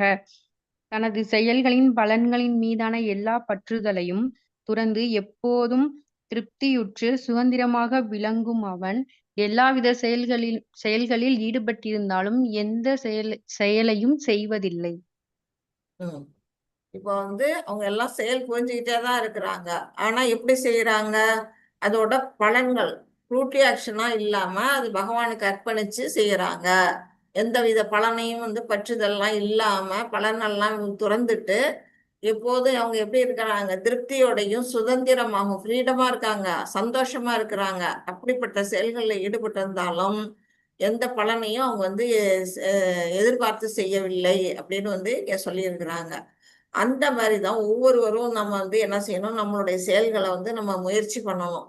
அந்த மாதிரி நம்ம செய்யும் பொழுது நமக்கே தெரிய வரும் நம்ம வந்து எவ்வளவு ஃப்ரீடமா இருக்கணும். நம்ம வந்து பௌதிகத்துல ஈடுபடும் பொழுது பாத்தீங்கன்னா, ஆஹா அதை செய்யணுமே, அந்த கடமை நமக்கு காத்துக்கிட்டு இருக்கு, இதுக்கு செஞ்சே ஆகணுமே அப்படின்னு எல்லாம் நமக்கு வந்து தலைக்கு மேல வந்து இது ஒரு பலு இருந்துகிட்டே இருக்கும். ஒவ்வொருத்தருக்கும் ஒரு விதமா இருக்கும். ஆனா பகவானுக்காக செய்யும் பொழுது அப்படி இருக்கவே இருக்காது. நமக்கு எப்பெல்லாம் முடியுதோ அப்பெல்லாம் போய் பகவானுக்கு நம்ம தொண்டாற்றும் பொழுது நம்ம எப்போதும் ஃப்ரீயா இருப்போம்.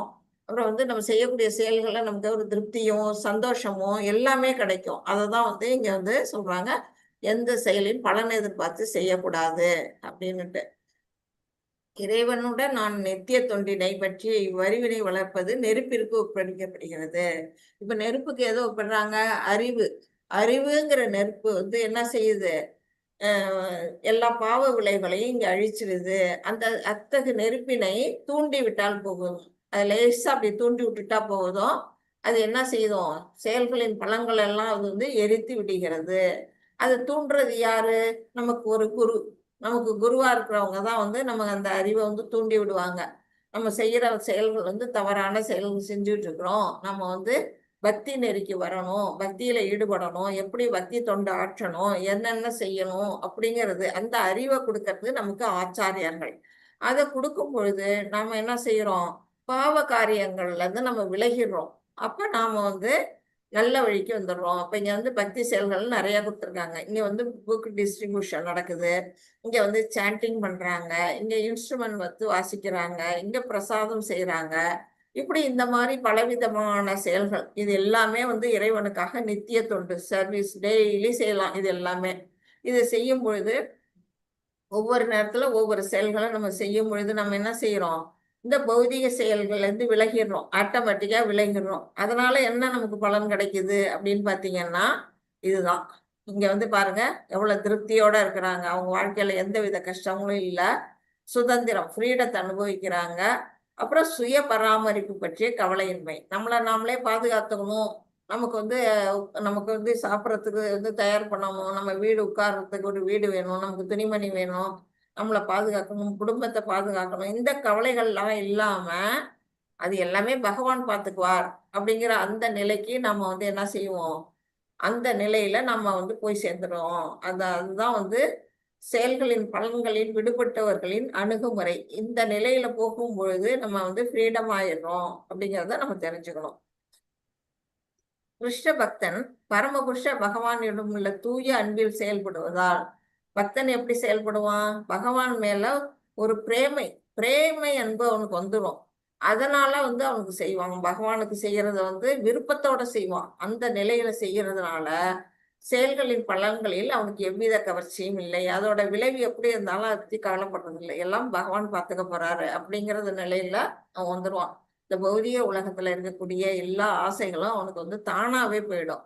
அந்த மாதிரி நிலை இதுவே அகர்மா அல்லது பலன் விளைவுகளற்ற செயல் என்பதன் அறிகுறியாகும்.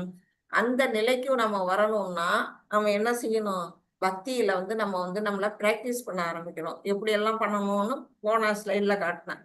அது மாதிரி பகவானுக்காக சாண்டிங் பண்றது, பகவானுக்காக பிரசாதம் செய்யறது, புக் வாங்கி டிஸ்ட்ரிபியூஷன் பண்றது, அப்புறம் கோயிலுக்கெல்லாம் டொனேஷன் கொடுக்கறது, இப்படி நம்ம பலவிதமான செயல்கள்ல நம்ம எது முடியுதோ அதை செய்யும் பொழுது, அதுலயே நம்ம பிராக்டிஸ் பண்ணும் பொழுது நமக்கு ஆட்டோமேட்டிக்கா நம்ம என்ன செய்வோம், பௌதிக பலன்கள்ல இருந்து நம்ம வந்து விடுதலை அடைவோம். இந்த மாதிரி இதெல்லாம் வந்துதான் அறிகுறிகள் அப்படின்னு வந்து இங்க பகவான் வந்து சொல்றாங்க. இப்ப அதே சமயத்துல இன்னொன்னு சொல்றாரு. என்ன சொல்றாரு, கடமைகளையும் செயல்களையும் விட்டு விடாதீர்கள் அப்படிங்கிறாரு. நமக்குன்னு உள்ள கடமைகளை ஒண்ணு செயலற்று நம்ம பகவானுக்காக செயல்படணும்னு சொல்றோமே, அப்ப குடும்ப கடமைன்னு ஒண்ணு இருக்குது இல்லையா, அந்த கடமையெல்லாம் நம்ம விட்டுடலாமா அப்படின்னு போனா அந்த மாதிரி போகக்கூடாது. நம்ம கடமையை செய்யணும், அதே சமயத்துல பற்று இல்லாம செய்யணும். அதை நம்ம தெரிஞ்சுக்கணும். கடமைகளையும் செயல்களையும் ஒரு காலத்தில் நம்ம வந்து விட்டுடக்கூடாது. நமக்குன்னு விதிக்கப்பட்ட கடமைகளை சுய கடமை சுய தர்மம் எதுவோ அதை நம்ம செஞ்சுக்கிட்டே தான் இருக்கணும். ஆனா எப்படி செய்யணும், செயலுக்கான பலன்களின் மீது உள்ள பற்றுதலை விட்டு விடுங்கள். அதோட ஆசை பற்றுதலை நம்ம விட்டுடணும். இப்ப ஒருத்தங்க வந்து செடிக்கு தண்ணி ஊத்துறாரு, அந்த தண்ணி ஊற்றும் பொழுது அந்த செடியை வந்து நான் தான் பராமரிச்சேன், அதுல பூக்கிற பூவோ இல்ல காய்க்கிற காயோ எனக்கு மட்டுமே சொந்தம் அப்படின்னு அவன் நினைச்சான்னா அது பலன் கருதி செய்யக்கூடிய இல்லையும்.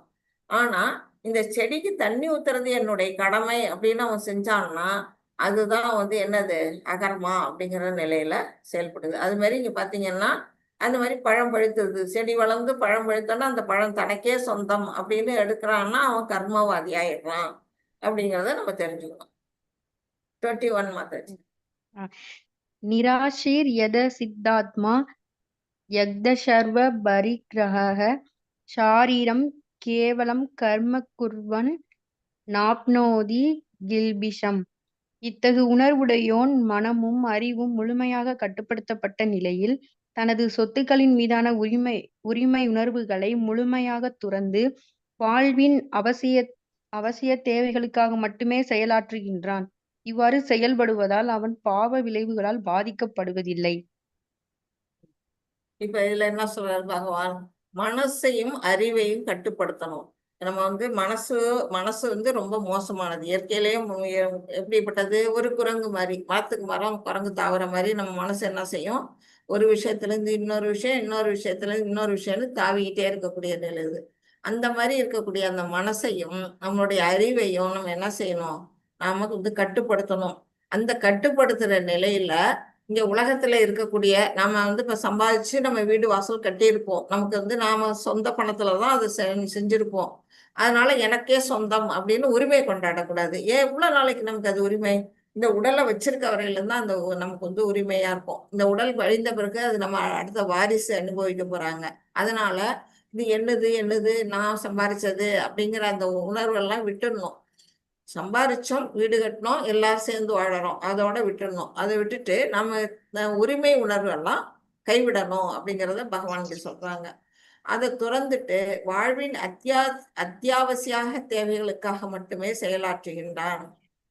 ஒருத்தவங்க வந்து வாழறாங்க. இப்போ ஒரு உயிர் வாழி இந்த உலகத்துல வாழறதுக்கு என்ன தேவை? 3 விஷயங்கள் தேவை. என்ன விஷயம்? ஒண்ணு உணவு. உணவு இல்லாம வாழ முடியாது, உணவு தேவை. 2வது இருக்க ஒரு இடம். அடுத்தது போட்டுக்கிறதுக்கு நம்ம உடுத்தி கொள்வதற்கு துணிமணி. இது 3 தேவை தான் நமக்கு வந்து அவசிய தேவை. அதை தாண்டி மற்ற எல்லாமே வந்து அனாவசிய தேவை அப்படிங்கிறத நம்ம புரிஞ்சுக்கணும். அந்த அவசிய தேவையை நம்ம நிறைவேற்றிக்கிட்டு இப்ப நம்ம குழந்தைங்களுக்கு கல்விக்காக பணம் தேவையா?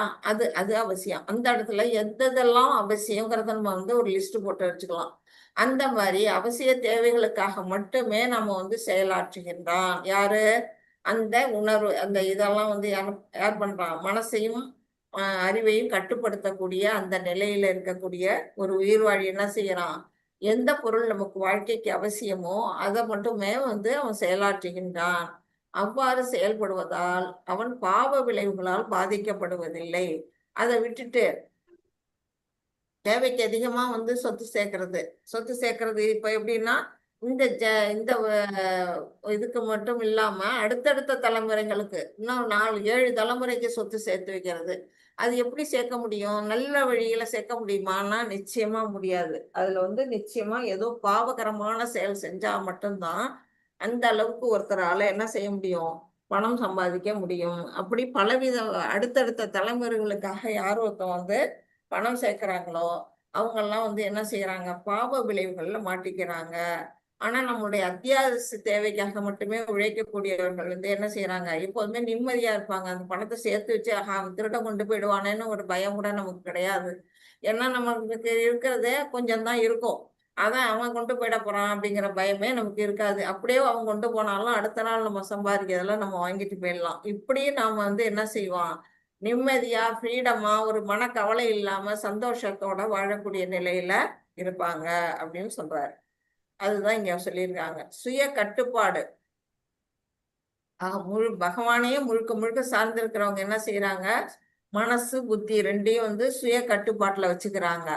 நான் என்னுடைய அடிப்படை தேவைகளுக்கு மட்டுமே ஆசைப்படுகின்றேன். அப்படிப்பட்ட நிலையில இருக்க உயிர் வாழி என்ன செய்யறான்? என்ன அவங்களுக்கு வாழ்க்கைக்கு தேவையோ அதுக்கு மட்டுமே அவன் ஆசைப்படுகின்றான். அதை தாண்டி வேற எதுக்கும் ஆசைப்படல. அப்புறம் என்ன சொல்றாங்க?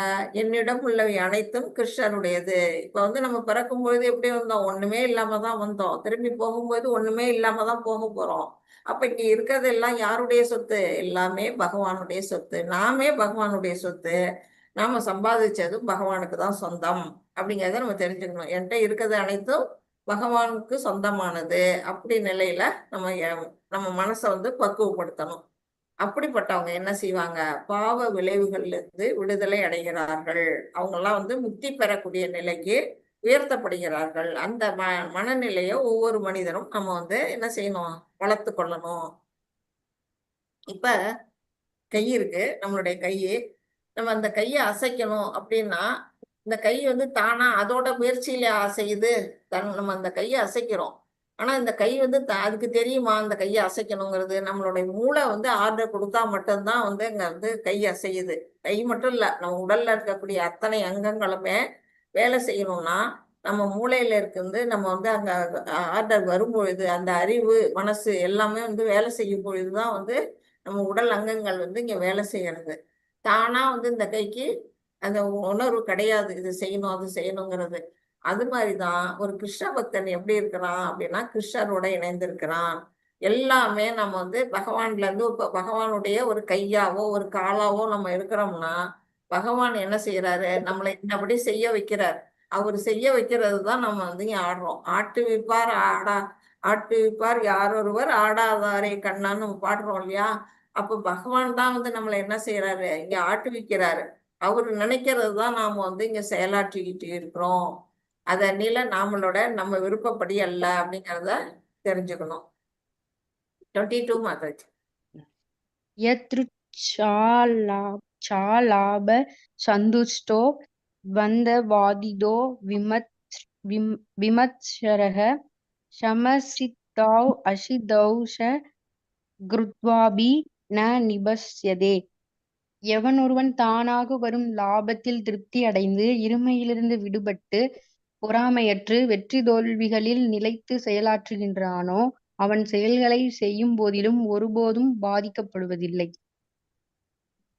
இதுல என்ன சொல்றாரு பகவான் அப்படின்னு பாத்தீங்கன்னா, தானாக வரும் லாபத்தில் நாம வந்து ஒரு செயலை செய்யறோம், அந்த செயலுக்கான விளைவா வந்து நமக்கு ஒரு பொருள் கிடைக்குது, லாபம் கிடைக்குது அப்படின்னா அதை வந்து நம்ம ஏத்துக்கொள்ளணும், நம்ம மனசார ஏத்துக்கணும். நம்ம அது வந்து நம்மளை தேடி வருது. இப்போ ஒருத்தவங்க வந்து நம்மளை வந்து நமக்கு வேண்டியவங்க ஒருத்தவங்க இருக்காங்க, அவங்களே வந்து நமக்கு ஒரு பொருளை கொடுக்குறாங்க, அவங்களா விரும்பி கொடுக்கும்பொழுது நம்ம வந்து அதை ஏத்துக்கிறோம்.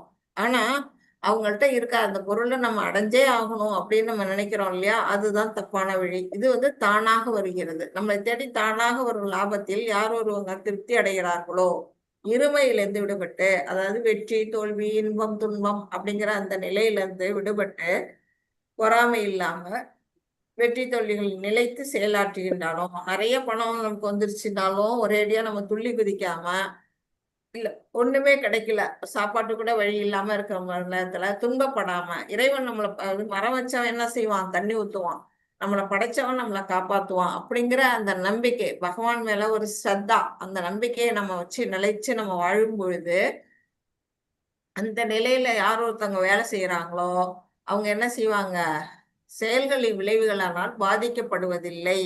அதுதான் பகவான் இங்க சொல்றாரு. எப்படி பாதிக்கப்படாம இருக்க முடியும், நமக்கு கிடைச்சதை கொண்டு திருப்தியுற்ற மனநிலையில் ஒருத்தன் வாழும் பொழுது அவன் வந்து செயல்களின் விளைவுகளால பாதிக்கப்பட மாட்டான் அப்படின்னு இங்க சொல்றாங்க. தானாக வரும் லாபத்தில் திருப்தி அடைதல், வந்து கிருஷ்ணரால என்ன நமக்கு கிடைக்குதோ அதை நினைச்சு நம்ம சந்தோஷப்படுறது, எவ்வளவு சந்தோஷமா இருக்காங்க பாருங்க. அந்த மாதிரி வெற்றி தோல்வி இரண்டிலும் ஸ்திரமாக இருப்பது. இங்க பாத்தீங்கன்னா இதுல வந்து ஒண்ணு வந்து ஒரு பக்கம் வெற்றி மேல் நோக்கி போறது, ஒண்ணு தோல்வி கீழ் நோக்கி வர்றது. ஆனா ரெண்டுலயும் பேலன்ஸ் பண்ணி ஒருத்தவங்க யார் இருக்காங்களோ அந்த நிலையில அவங்க வந்து சந்தோஷமாக இருப்பாங்க. பௌதிக உலகின் இருமைகளால் பாதிக்கப்படாமல் பகவானின் சேவையில் ஈடுபடுதல். இப்ப வந்து இங்க புக் டிஸ்ட்ரிபியூஷன் பண்றாங்க, இங்க வந்து பாடுறாங்க, சாண்டிங் பண்றாங்க, அந்த மாதிரி செயல்கள்லாம் செய்யும் பொழுது அவங்களுக்கு என்ன கிடைக்குது, எந்த விதமான இன்ப துன்பமும் அங்க ஏற்படாது. ஏன்னா அதுல வந்து எதுவுமே கிடைக்க போறது இல்ல. சாண்டிங் பண்றதுனால இன்பம் தான் கிடைக்குமே தவிர துன்பம் ஒருபோதும் கிடைக்க போறது இல்ல. அதனால அவங்களுக்கு வந்து எந்த விதமான பிரச்சனையும் ஏற்பட போறது இல்ல. அந்த நிலையில ஒருத்தவங்க வாழணும், பகவானுடைய சேவையில ஈடுபடணும். அடுத்து வந்து என்ன செய்யணும், அனைவரும் கிருஷ்ணனுடைய அம்சம் எல்லாருமே. இப்போ பாத்தீங்கன்னா இங்க இருக்கக்கூடிய எல்லா உயிரினங்களுக்குள்ளேயும் யார் இருக்கிறா, பரமாத்மா ஸ்வரூபத்துல பகவான் ஒவ்வொரு உயிரினங்கள்லயும் இருக்கிறாரு. அதனால வந்து இப்ப நம்ம படிச்சோம் 5.18 வரும், வித்யாவினே சம்பன்னே பிராமணே ஹரிஹஸ்தினி அப்படின்னுட்டு. அப்போ வந்து நம்ம பார்க்கக்கூடிய அத்தனை உயிரினங்கள்லயும் நாம என்ன செய்வோம், எல்லார் உள்ளேயும் பகவான் கிருஷ்ணர் வந்து பரமாத்மா ஸ்வரூபத்துல இருக்கிறார். அதனால நம்ம யாருக்கிட்டையும் என்ன பண்ணக்கூடாது, பொறாமைப்படக்கூடாது, சண்டை போடக்கூடாது, அவங்களுக்கு துன்பம் வந்தா நம்ம ஓடி போய் உதவி பண்ணணும். ஏன்னா உள்ளுக்குள்ள பகவான் இருக்கிறாரு. அந்த நிலையை நாம உணர்ந்து ஒவ்வொரு முறை வாழணும் அப்படிங்கிறத சொல்லப்பட்டிருக்கு. 23 மாதாஜி. சங்கஸ்ய முக்தஸ்ய ஞானாவஸ்தித சேதசக யஜ்ஞாய சரதः கர்ம சமக்ரம் பிரவிலீயதே. ஜட இயற்கை குணங்களின் பற்றற்று திவ்ய ஞானத்தில் நிலை பெற்றவனின் செயல் முழுமையாக உன்னதத்தில் கலந்து விடுகின்றது. ஜட இயற்கை குணங்கள்னா என்ன, சத்துவகுணம் ரஜோகுணம் தமோகுணம் நமக்கு தெரியும். அந்த 3 குணங்கள்லயும் பற்றிட்டு அந்த குணங்கள் வந்து இப்ப நம்மள்கிட்ட வந்து ரஜகுணம் மேலவங்க இருக்குன்னு வச்சுங்க, ஆஹா நம்மள்கிட்ட சத்துவ குணம் இல்லையே அப்படின்னு நம்ம நினைச்சு வருத்தப்படக்கூடாது. நம்மள்கிட்ட இருக்கிற குணத்துல இருந்து நம்ம எப்படி வந்து சத்துவ குணத்துக்கு நம்மளை உயர்த்திக்கலாம் அப்படின்னு நினைக்கணும். அதே சமயம் நம்மள்கிட்ட சத்துவ குணம் இருக்கும்போது ஐயோ நம்ம சத்துவ குணத்துல இருக்குமே சுத்த சத்துவத்துக்கு இல்லையே அப்படின்னும் நம்ம வருத்தப்படக்கூடாது. அதில் பற்றற்று அந்த குணங்கள்ல நம்ம பற்றே வைக்க கூடாது. நம்ம செயல் வந்து ஞானம், நம்முடைய நம்ம அறிவுங்கிறத அதை பயன்படுத்தி அந்த ஞானத்துல நிலை பெறணும். நம்மளுடைய செயல்கள்லாம் அந்த நிலையில வரணும். அந்த குணங்கள்ல எல்லாம் நம்ம யோசிக்காம நம்ம நல்ல ஒரு செயல்களை செய்யும் பொழுது, திவ்யமான ஞானத்தோட நம்ம செய்யக்கூடிய செயல்கள் இருக்கும் பொழுது அவங்க என்ன செய்யறாங்க, உன்னதத்தில் கலந்து விடுகிறார்கள். அந்த செயல் வந்து எப்படிப்பட்டது, இறைவன் திவ்ய சேவையா மாறிவிடுகின்றது அப்படிங்கிறத நம்ம வந்து இதுல புரிஞ்சுக்கணும். கிருஷ்ண உணர்வின் மூலம் முக்குணங்களை கடந்து திவ்யமாக நிலை பெறுதல். அதான் இந்த 3 குணங்களை எப்ப கடக்குறாங்க, அந்த 3 குணங்களை கடக்கக்கூடியவன் எப்படி இருக்கிறாங்க, எப்படி சந்தோஷமா இருக்கிறாங்க, எப்போதுமே பகவானை பற்றி கீர்த்தனங்களை பாடிக்கிட்டு அந்த திவ்யமான நிலையில அவங்க வந்து என்ன பண்றாங்க, நிலை பெற்று வாழறாங்க. அந்த நிலை வந்து எப்போ வருது, இந்த 3 குணங்களை கடக்கக்கூடிய நிலை வந்து பகவானுடைய தொண்டில் ஈடுபடும் பொழுது வருகின்றது. அடுத்தது என்ன, நான் கிருஷ்ணருடைய நித்தியமான சேவகன் என்ற பக்குவமான ஞானம். நம்ம என்ன, நம்ம ஒவ்வொரு உயிர்வாழிகளுக்கு உள்ளே இருக்கக்கூடிய ஆத்மாவுடைய கடமை என்ன அப்படிங்கிறத நம்ம ஒவ்வொருத்தரும் உணரணும். அந்த ஆத்மாவுடைய சுய தர்மம் என்ன அப்படின்னா பகவானுக்கு தொண்டாற்றுதல். அப்ப இந்த உடலை வச்சு நம்ம கணக்கு பண்ணக்கூடாது. உள்ளுக்குள்ள இருக்க அந்த ஆத்மாவோட இயல்பு அதுதான்னா நம்ம இந்த உடல் அதுக்கான வாய்ப்பு ஒரு கருவியா பயன்படுது. அப்ப நம்ம பகவானுக்கு எப்படி எல்லாம் நம்ம தொண்டு செய்ய முடியும். அப்ப அந்த நாம வந்து நித்தியமான சேவகன், அவருக்கு வந்து நம்ம அவர் ஆண்டவன், நம்ம அடிமை அப்படிங்கிற நிலையில பகவானுக்கு நாம தொண்டு செய்யக்கூடிய ஞானத்தை நாம வளர்த்துக்கணும். அடுத்தது இதெல்லாம் எதுக்காக செய்யறோம், கிருஷ்ணரை திருப்திப்படுத்துவதற்காக செய்கிறேன், பகவானை திருப்திப்படுத்துறதுக்காக மட்டுமே நான் இந்த வேலையெல்லாம் செய்யறேன் அப்படின்னு அந்த உள் உணர்வோட செய்யக்கூடிய நிலை. அந்த நிலை செய்யும் பொழுது நாம வந்து எந்த நிலைக்கு வரோம், நாம வந்து அகர்மா நிலைக்கு நம்ம வந்துடுறோம். ஒரு பிரம்மபூத நிலை. அந்த உயிரோட இந்த உடலோட அந்த ஆத்மா ஒட்டிட்டு இருக்கும் பொழுதே நாம வந்து ஒரு பிரம்மபூத நிலைய நம்மளால அடைய முடியும் அப்படிங்கிறத நம்ம தெரிஞ்சுக்கணும். இப்போ வந்து இதுவும் அதேதான். கிருஷ்ணருடைய திருப்திக்காக செய்யப்படும் செயல்கள் அனைத்தும் யாகங்களே, பகவானுக்காக செய்யக்கூடிய செயல்கள். என்னன்னா பாத்தீங்கன்னா, இந்த காலத்துல நம்ம வந்து என்ன செய்யறதுக்கு, யாகம் யஜ்ஞம் இதெல்லாம் நம்மளால செய்ய முடியாது. பஞ்சமகா யஜ்ஞம் எல்லாம் நம்ம படிச்சிருக்கிறோம். அதெல்லாம் நம்ம வந்து செய்யக்கூடிய நிலையில நம்ம இல்ல. கலியுகத்துல அது எல்லாமே எப்படி இருக்கு, கண்டாமினேஷனா இருக்கு. அதனால நாம எந்த யாகத்தை செய்யலாம், பகவானோட திருப்திப்படுத்தக்கூடிய செயல்கள்ல ஈடுபடலாம். அது எல்லாமே வந்து என்ன செய்யுது, இது வந்து என்னதுன்னா யாகங்கள் அப்படின்னு சொல்லப்படுது. ஏன்னா யாகங்களின் நோக்கம் என்ன சொல்லியிருக்காங்க, பகவானை திருப்திப்படுத்துறது. அப்படி அந்த பகவானை திருப்திப்படுத்தக்கூடிய செயல்கள் நம்ம எதெல்லாம் செய்யறோமோ அது எல்லாமே யாகங்கள். அப்படின்னா என்னென்ன, இங்க வந்து இந்த மாதிரி நம்ம புஸ்தகத்தங்க வாங்கி விநியோகம் பண்றது. நிறைய பேருக்கு என்ன செய்யலாம், பகவத்கீதை புஸ்தகம் வாங்கி விநியோகம் பண்ணலாம். அப்புறம் சாண்டிங் பண்ணலாம். அடுத்தது அவரை பாடிக்கிட்டு கீர்த்தனெல்லாம் பாடிக்கிட்டு அவரை வந்து நம்ம வந்து கர்த்தாலெல்லாம் யூஸ் பண்ணி அதை வந்து இசைக்கருவிகளை கொண்டு பகவானை திருப்திப்படுத்தலாம். அப்புறம் சமைச்சு பகவானுக்கு பிரசாதம் படைக்கலாம். இப்படி இது எல்லா செயல்களும் என்னன்னா யாகம். இதெல்லாம் யஜ்ஞம். இந்த கலியுகத்துல இதுதான் யஜ்ஞம். நாம வந்து யஜ்ஞம்னா வந்து நெருப்பை மூட்டி தீய வளர்த்து அதுல வந்து நெய்யை ஊத்தி செய்யறதுதான் யாகம் அப்படின்னு நம்ம நினைச்சுக்க வேண்டாம். இந்த செயல்களே வந்து இந்த கலியுகத்துல வந்து யஜ்ஞங்களா சொல்லப்படுது. நமக்கு ஈஸியா சொல்லி இருக்கிறாங்க. இதை நம்ம ஃபாலோ பண்ணனாலே பகவானை திருப்திப்படுத்த முடியும் அப்படிங்கிறத நமக்காக கொடுத்திருக்கிறாங்க. 24 மாதாஜி. பிரஜ்மார்ப்பணம் பிரம்மஹவிர் பிரக்மாக் நேல பிரஜ்மனா கீதம் பிரஜ்மைவதேன கந்தவ்யம் பிரஜ்ம கர்ம. மாதாஜி அது பிரஜ் இல்ல, அது பிரக்மார்ப்பணம் பிரக்மாக்னௌ பிரக்மைவதேன கந்தவ்யம் பிரக்மா கர்ம சமாதினா. ஓகே, இது படிங்க. கிருஷ்ண உணர்வில் முழுமையாக ஆழ்ந்திருப்பவன் நிச்சயமாக ஆன்மீக உலகை அடைவான். ஏனெனில் அவன் ஆன்மீக செயல்களுக்காக தன்னை முழுமையாக சமர்ப்பித்துள்ளான். பிரம்மனை இலக்காக கொண்ட இச்செயல்கள் அதே ஆன்மீக இயற்கையின் மூலம் அர்ப்பணிக்கப்படுவதாகும். இப்போ வந்து இதுல என்ன சொல்லியிருக்காங்க, பிரம்மனை பத்தி சொல்லியிருக்காங்க. பிரம்மன்னா யாரு, பகவான் கிருஷ்ணர் தான் இங்க பிரம்மன். அவருடைய நினைவிலேயே எப்போதும் நினைச்சுக்கிட்டே அவரை பத்தியே நினைச்சுக்கிட்டு அவருக்காகவே செயல்படக்கூடியவன் என்ன செய்வான்? நிச்சயமாக அவருடைய உலகை அடைகின்றான். இப்ப நம்ம படிக்கிறோம் இல்லையா, 8வது சாப்டர்ல படிப்போம். எதை நினைச்சுக்கிட்டு உயிரை விடுறாங்களோ அந்த மறுபிறவி அவங்களுக்கு அதுவாகவே கிடைக்கின்றது அப்படின்னு. இப்போ பரத மகா சக்கரவர்த்தி மானை நினைச்சுக்கிட்டே உயிரை விட்டார், மானாகவே மாறினார், அடுத்த பிறவி அவருக்கு கிடைச்சது. அததான் இங்க நமக்கு புரிஞ்சுக்கணும். இப்போ கிருஷ்ண உணர்வுலே பகவான் கிருஷ்ணரையே நம்ம நினைச்சுக்கிட்டு அவருக்காகவே நம்ம செயல்பட்டுக்கிட்டு இருந்தோம்னா நாம இந்த உடலை விட்ட பிற்பாடு அவருடைய உலகத்தை நாம சென்றடைகின்றோம். ஏன்னா அவன் வாழ்க்கை முழுக்க என்ன பண்ணிட்டு இருக்கான்?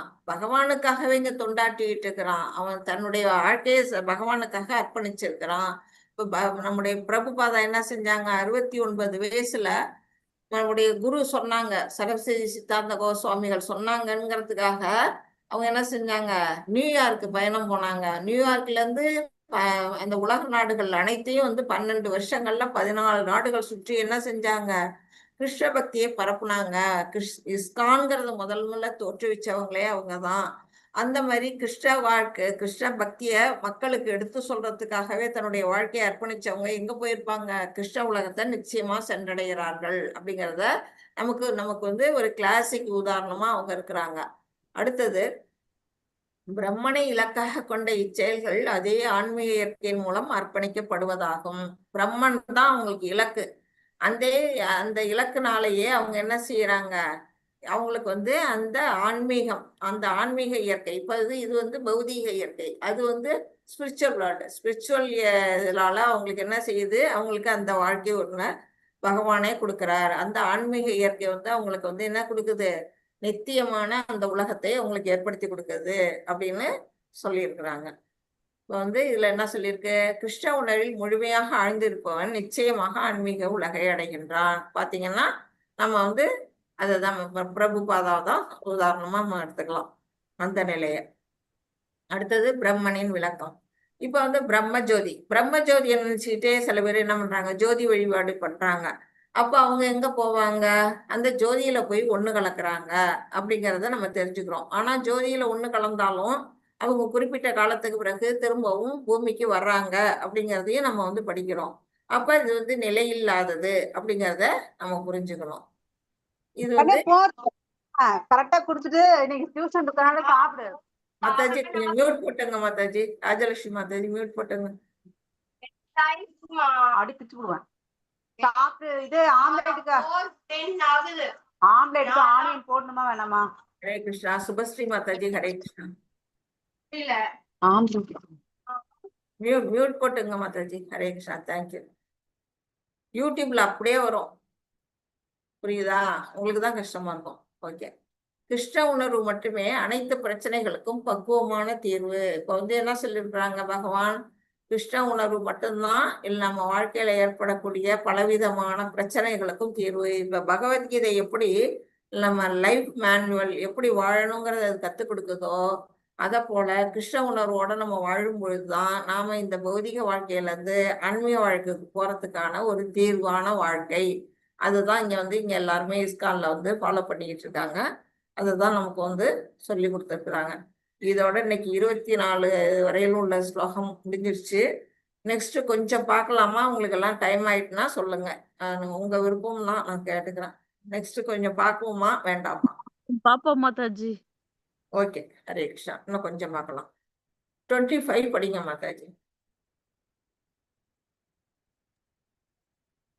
தைவம் ஏவாபரே யஜ்ஞம் யோகின பர்யுபாஷதே பிரஜ்மாஞாவ் அபரே யஜ்ஞம் யஜ்ஞேனைவோ பஜுஸ்வதி.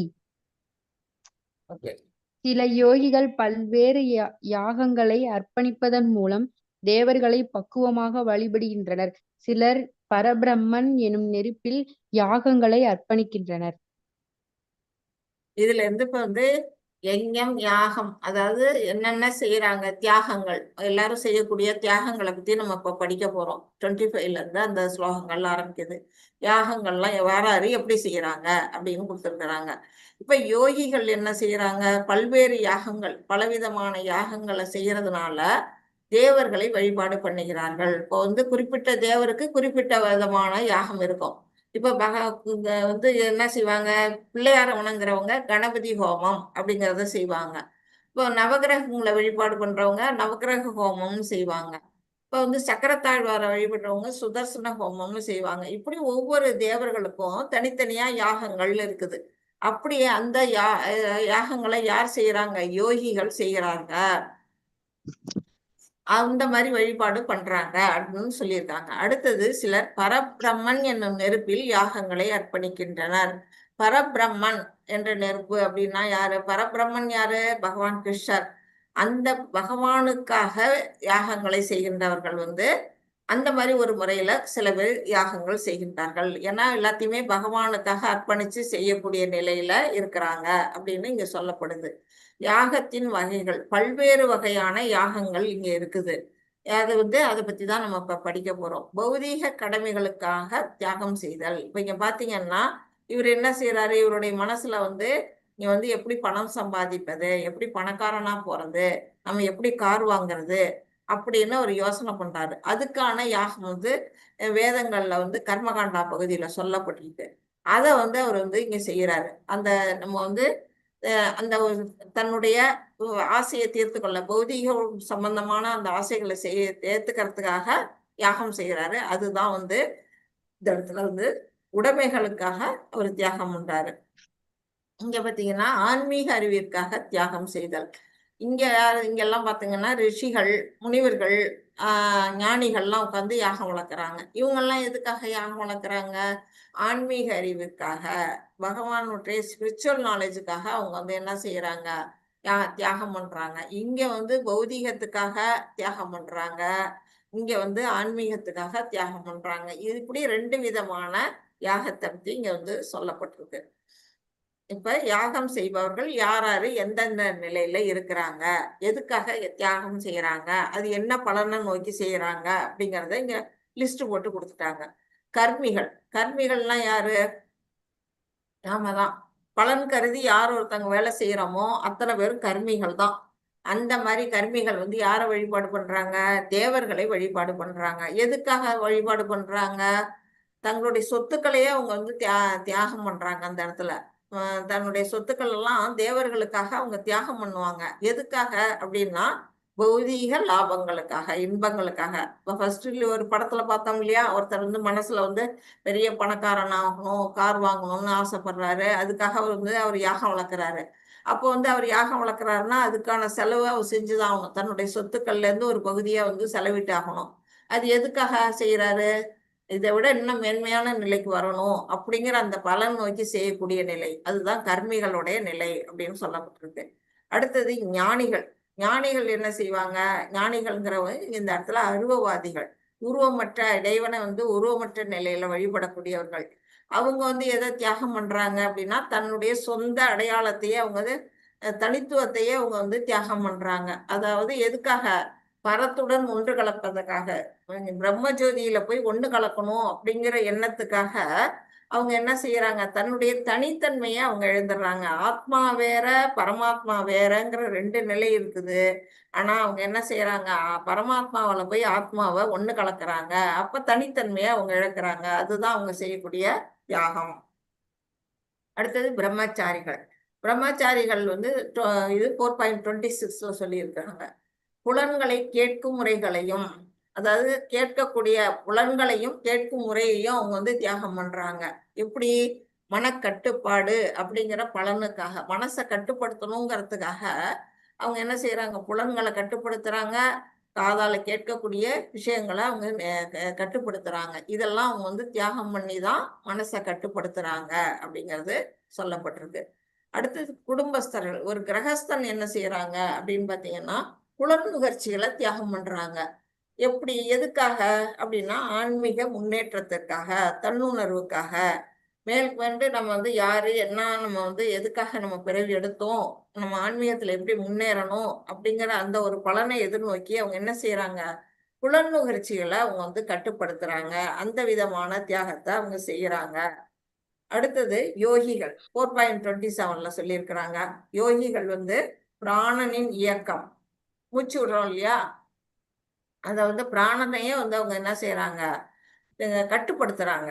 கட்டுப்படுத்தி எதுக்காக, தன்னுணர்வுங்கிற அந்த பலனை அடையறதுக்காக யோகிகள்லாம் அந்த மூச்சை பயிற்சி செஞ்சு அவங்க வந்து தன்னுணர்வு நிலையை அவங்க அடையிறாங்க. அடுத்தது தர்மம் செய்பவர்கள், தான தர்மம்லாம் செய்யறாங்க இல்லையா, அவங்க வந்து 4.28ல சொல்லியிருக்காங்க, தன்னுடைய உடைமைகள் எல்லாம் தியாகம் பண்றாங்க. எதுக்காக அப்படின்னு கேட்டா, திவ்ய ஞானம்.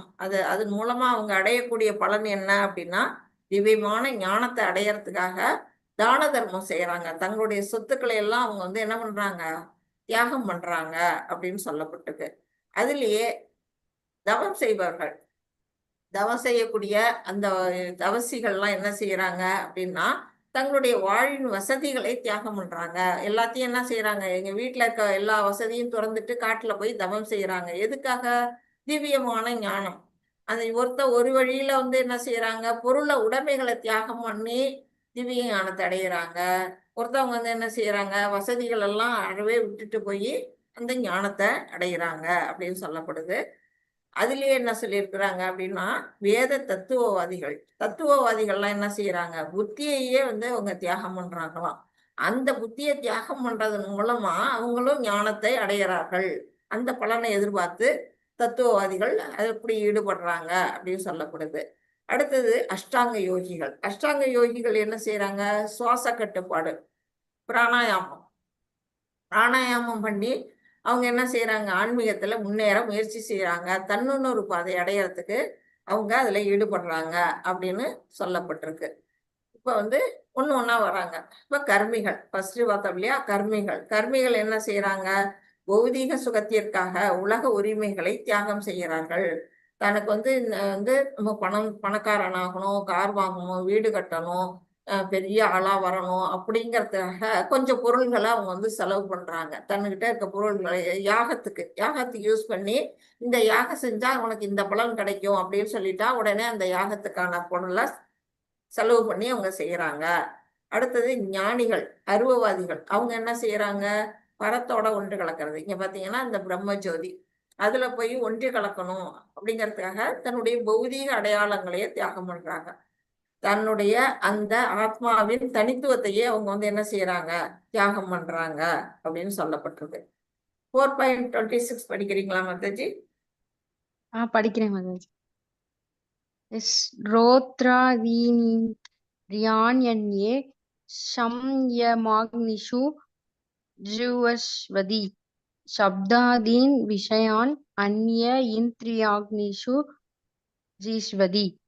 மனக்கட்டுப்பாடு எனும் நெருப்பில் சிலர் புலன்களையும் கேட்கும் முறையையும் அர்ப்பணிக்கின்றனர், மற்றும் சிலர் புலன்கள் எனும் நெருப்பில் புலனுகர்ச்சி பொருட்களை அர்ப்பணிக்கின்றனர். இந்த ஒரு ஸ்லோகம் பார்த்துட்டு நம்ம முடிச்சுக்குவோம், டைம் ஆகுது. இதை மட்டும் முடிச்சுக்கலாம். மனக்கட்டுப்பாடு என்னும் நெருப்பில் சிலர் களங்கமற்ற பிரம்மச்சாரிகள் என்ன செய்யறாங்க, மனசை கட்டுப்படுத்துறாங்கன்னா அதனால அவங்க என்ன செய்யறாங்க, அதுல வந்து மனம் என்னும் அந்த கட்டுப்பாடுங்கிற அந்த நெருப்புல புலன்களையும் கேட்கும் முறையையும் அர்ப்பணிக்கின்றனர். அந்த ஒரு நெருப்புல வந்து நம்ம ஆகுதி இடுவோம் இல்லையா, அது மாதிரி இப்ப வந்து நம்ம கற்பனையா நம்ம எடுத்துக்கணும். இதுல மனக்கட்டுப்பாடுங்கிறது தான் இங்க ஒரு நெருப்பு.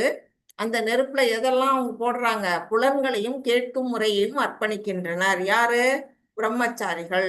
மற்றும் சிலர் ஒழுக்கமான குடும்பஸ்தர்கள், கிரகஸ்தர்கள் என்ன செய்யறாங்க, புலன்கள் என்னும் நெருப்பில் புலனுகர்ச்சி பொருட்களை அர்ப்பணிக்கின்றன. புலன்கள்ங்கிறது நம்ம பஞ்ச புலன்கள் நமக்கு தெரியும். அது வந்து நெருப்புனா அதுல வந்து புலனுகர்ச்சி பொருட்கள், நம்ம பார்க்கக்கூடிய அந்த காட்சிகள், அந்த விஷயங்கள், அந்த ஆப்ஜெக்ட்ஸ் எல்லாம் என்ன செய்யறாங்க, அர்ப்பணம் பண்ணிடுறாங்க அப்படின்னு வந்து இதுல சொல்லப்பட்டிருக்கு. களங்கமற்ற பிரம்மச்சாரிகள் மனக்கட்டுப்பாடு என்னும் நெருப்பில் புலன்களையும் கேட்கும் முறையையும் அர்ப்பணிக்கின்ற. ஹரேர் நாமான கீர்த்தனம் பாத்தீங்கன்னா இங்க பாருங்க, இவங்கெல்லாம் கீர்த்தனம் பாடுறாங்க. என்ன பண்றாங்க, பகவானின் புகழை பற்றி மட்டும் பாடுவதிலும் கேட்பதிலும் ஈடுபட்டுள்ளார்கள். பௌதிக ஒளி அதிர்விலிருந்து விலகி கொள்கிறார்கள். பௌதிகத்துல வந்து வர சத்தம் எதுவுமே அவங்க காதுல விழாது. எல்லாமே பகவானுடைய சங்கீர்த்தனம், அதுதான் மட்டும்தான் அவங்க காதுல விழும். அது வந்து கேட்கும் முறையே அவங்க தியாகம் பண்றாங்க. பௌதிகத்துல இருந்து வரக்கூடிய செய்திகள் அவங்க காதுல விழாது. மனசை அவங்க கட்டுப்படுத்தி இருக்கிறாங்க. எதன் மூலமா, இந்த கீர்த்தன் மூலமா. அதுதான் வந்து களங்கமற்ற பிரம்மச்சாரிகள் செய்யறாங்க. அடுத்தது ஒழுக்கமான கிரகஸ்தர்கள் என்ன செய்யறாங்க? கட்டுப்படுத்தப்பட்ட பற்றற்ற நிலை, அந்த நிலையில அவங்க மனசு வந்து கட்டுப்படுத்தி, புலன்களை கட்டுப்படுத்தி, புலனுகர்ச்சி பொருட்கள்ல இருந்து விலகி வாழறாங்க அப்படிங்கிறது இங்க சொல்லப்பட்டிருக்கு. நம்ம 26ஓட முடிச்சுக்கலாமா மாதாஜி? நாளைக்கு பார்க்கலாம் மறுபடியும். ஹரே கிருஷ்ணா. யாராச்சும் ஒருத்தர் பதில் சொல்லுங்க. முடிச்சிடுங்க மாதாஜி. ஓகே, ஹரே கிருஷ்ணா. ஓகே மாதாஜி. ஜெய் ஸ்ரீ கிருஷ்ண மாதாஜி. वाञ्छाकल्पतरुभ्यश्च कृपा सिन्धुभ्य एव च पतितानां पावनेभ्यो वैष्णवेभ्यो नमो नमः। अनंत कोटि वैष्णव वृंद की जय। श्रील प्रभुपादा की जय। नामाचार्य हरिदास ठाकुर की जय। हरे कृष्णा कृष्ण कृष्ण हरे हरे, हरे राम राम राम हरे हरे, हरे कृष्णा कृष्ण कृष्ण हरे हरे, हरे Ram Ram Ram Hare Hare. Hare Krishna devotees, thank you so much. Kartiya Mataji, hand raise Hare பண்ணிருக்கீங்க. ஹரே கிருஷ்ண மாதாஜி. ஹரே மாதாஜி, ஆத்மா வந்து பரமாத்மாவோட அஹ், நம்ம வந்து இப்போ ஆத்மா, பரமாத்மான கிருஷ்ணர். நம்ம இப்போ இது எல்லாமே பண்றது, இந்த ப்ராசஸ் எல்லாம் பண்றதே நம்ம வந்து கிருஷ்ணரோட லோகத்துக்கு போகணும்னா கடவுளோட நம்ம ஐக்கியமாகணுங்கிறது தான். அதுதானே. அதுல என்ன தனித்துவத்தை நம்ம இழக்க முடியும் மாதாஜி? அதுதானே நமக்கு வேணும் ஆக்சுவலா. இப்ப வந்து நீங்க கேக்குற கேள்வியில ஒரு நான் ஒருத்தங்களுக்கு திருப்பி கேக்குறேன். இப்ப நீங்க கிருஷ்ணரோட போய் மெர்ஜ் ஆகணும்னு நினைக்கிறீங்களா, இல்ல கிருஷ்ணருக்கு போய் தொண்டு செய்யணும்னு நினைக்கிறீங்களா? ஹரே ராமா ராம ராம ஹரி ஹரே ஹரே ரவிலதா மாதாஜி கொஞ்சம் மியூட் போட்டுங்க. அப்புறமா அவங்க கேள்வி கேக்குறாங்க. சொல்லுங்க மாதாஜி. நான் வந்து கிருஷ்ணரோட மர்ஜ் ஆகணும்னு தான் மாதாஜி நினைக்கிறேன். மெர்ஜ் ஐக்கியம் ஆகணும்னு மெர்ஜ் ஆகணும்னு நினைச்சாலே தனித்துவத்தை இழந்துடுவோம் மாதாஜி. அதுதான் தனித்துவம்னா, அது தனித்துவம்னா என்ன மாதாஜி? தனித்துவத்தை இழந்துருவோம்னா என்ன? தனித்துவம்னா ஒவ்வொருவரும் ஒவ்வொரு ஆத்மா தானே. இப்ப நீங்க ஒரு ஆத்மா, நான் ஒரு ஆத்மா, இப்ப சுபஸ்ரீ மாதாஜி ஒரு ஆத்மா, ரவிலதா மாதாஜி ஒரு ஆத்மா. எல்லாரும் தனித்தனி ஆத்மாக்கள். இப்ப எல்லாமே நம்ம ஜீவாத்மாக்கள் அத்தனை பேரும். உண்மையா இல்லையா? அப்ப நம்ம இப்ப ஆத்மாவை இழந்துருவோம்னா அப்ப அதோட அவ்வளவுதானே. நம்ம அடுத்த பிறப்பு எடுக்க மாட்டோம்ல மாதாஜி. அந்த ஆத்மா போய் கிருஷ்ணரோட நமக்கு ஒண்ணு கலந்துருச்சுன்னா அந்த ஆத்மாவே இல்ல. அது டிஸ்மிஸ் ஆன மாதிரி தானே மாதாஜி. அது இந்த இடத்துல என்ன வருது? சூனியம்லாம் வருது மாதாஜி. இப்போ ஒண்ணு கலந்துருதுனாலே அதுக்கு பிறகு என்ன ஆகுது? சூனியம் ஆயிடுது. ஆத்மாங்கிறது வந்து ஒரு என்னைக்குமே வந்து தனித்துவத்தோட இருக்கக்கூடிய ஒரு நிலைதான். அது வந்து நித்தியமானது அப்படிங்கறத நம்ம படிச்சுட்டோம். செகண்ட் சாப்டர்லயே படிச்சுட்டோம். நித்தியமானது எட்டர்னல்ங்கிறது எப்படி போய் ஒண்ணு கலக்கும்? கிருஷ்ணரோட நிச்சயமா மெர்ஜ் ஆகாது. அது எங்க மெர்ஜ் ஆகும்னா பிரம்ம ஜோதியில மட்டும்தான் மெர்ஜ் ஆகும். பிரம்ம ஜோதிங்கிறது கிருஷ்ணருடைய இன்னொரு பாட்டு, அவருடைய நிலை. அந்த நிலையில தான் மெர்ஜ் ஆக முடியும். அதுவும் எவ்வளவு நாளுன்னா ஒரு குறிப்பிட்ட காலம் தான் இருக்கும். அங்க போய் ஒட்டிக்கிட்டு பாவம் புண்ணியம் இருக்கிற வரைக்கும். அந்த பாவம் புண்ணியம் தீர்ந்தோன்னா திருப்பி ரீபர்த் ஆகணும். ரீபர்த் ஆகும். அது வந்து நிரந்தரம் இல்லது. அது வந்து டெம்பரரியா தான். ஆனா நாம ஒவ்வொருவரோட ஆத்மாவும் என்ன செய்யணும் அப்படின்னா, பகவானுக்கு பக்தி தொண்டாற்றுறதுதான் நம்மளுடைய ஆத்மாவுடைய சுயஸ்வரூபம். நாம வந்து இப்ப நித்திய சூரிகள்னு சொல்றோம். பகவானுக்காக இப்ப எல்லாம் வர்றாங்க, ஆழ்வார்கள் ஆச்சாரியர்கள்லாம் வர்றாங்களே, அவங்க எல்லாம் பகவானுக்கு அங்க நித்திய தொண்டாற்றிட்டு இருக்கிறவங்க. அவங்க வந்து எதுக்கு செய்யறாங்க? இங்க வர்றாங்க. பூமிக்கு எதுக்கு இறங்கி வராங்க?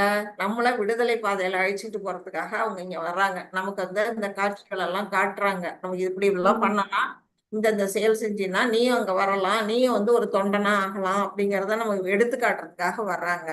அப்படி வரும் பொழுது அவங்க எல்லாம் வந்து அங்க நித்தியமா பகவானுக்கு இப்ப வந்து ஆஞ்சநேயர் வந்து என்ன செய்யறாரு? ராமருக்கு தொண்டாற்றுறாரு. இப்ப வந்து கோபியர்கள்லாம் கிருஷ்ணருக்காக தொண்டாற்றுறாங்க.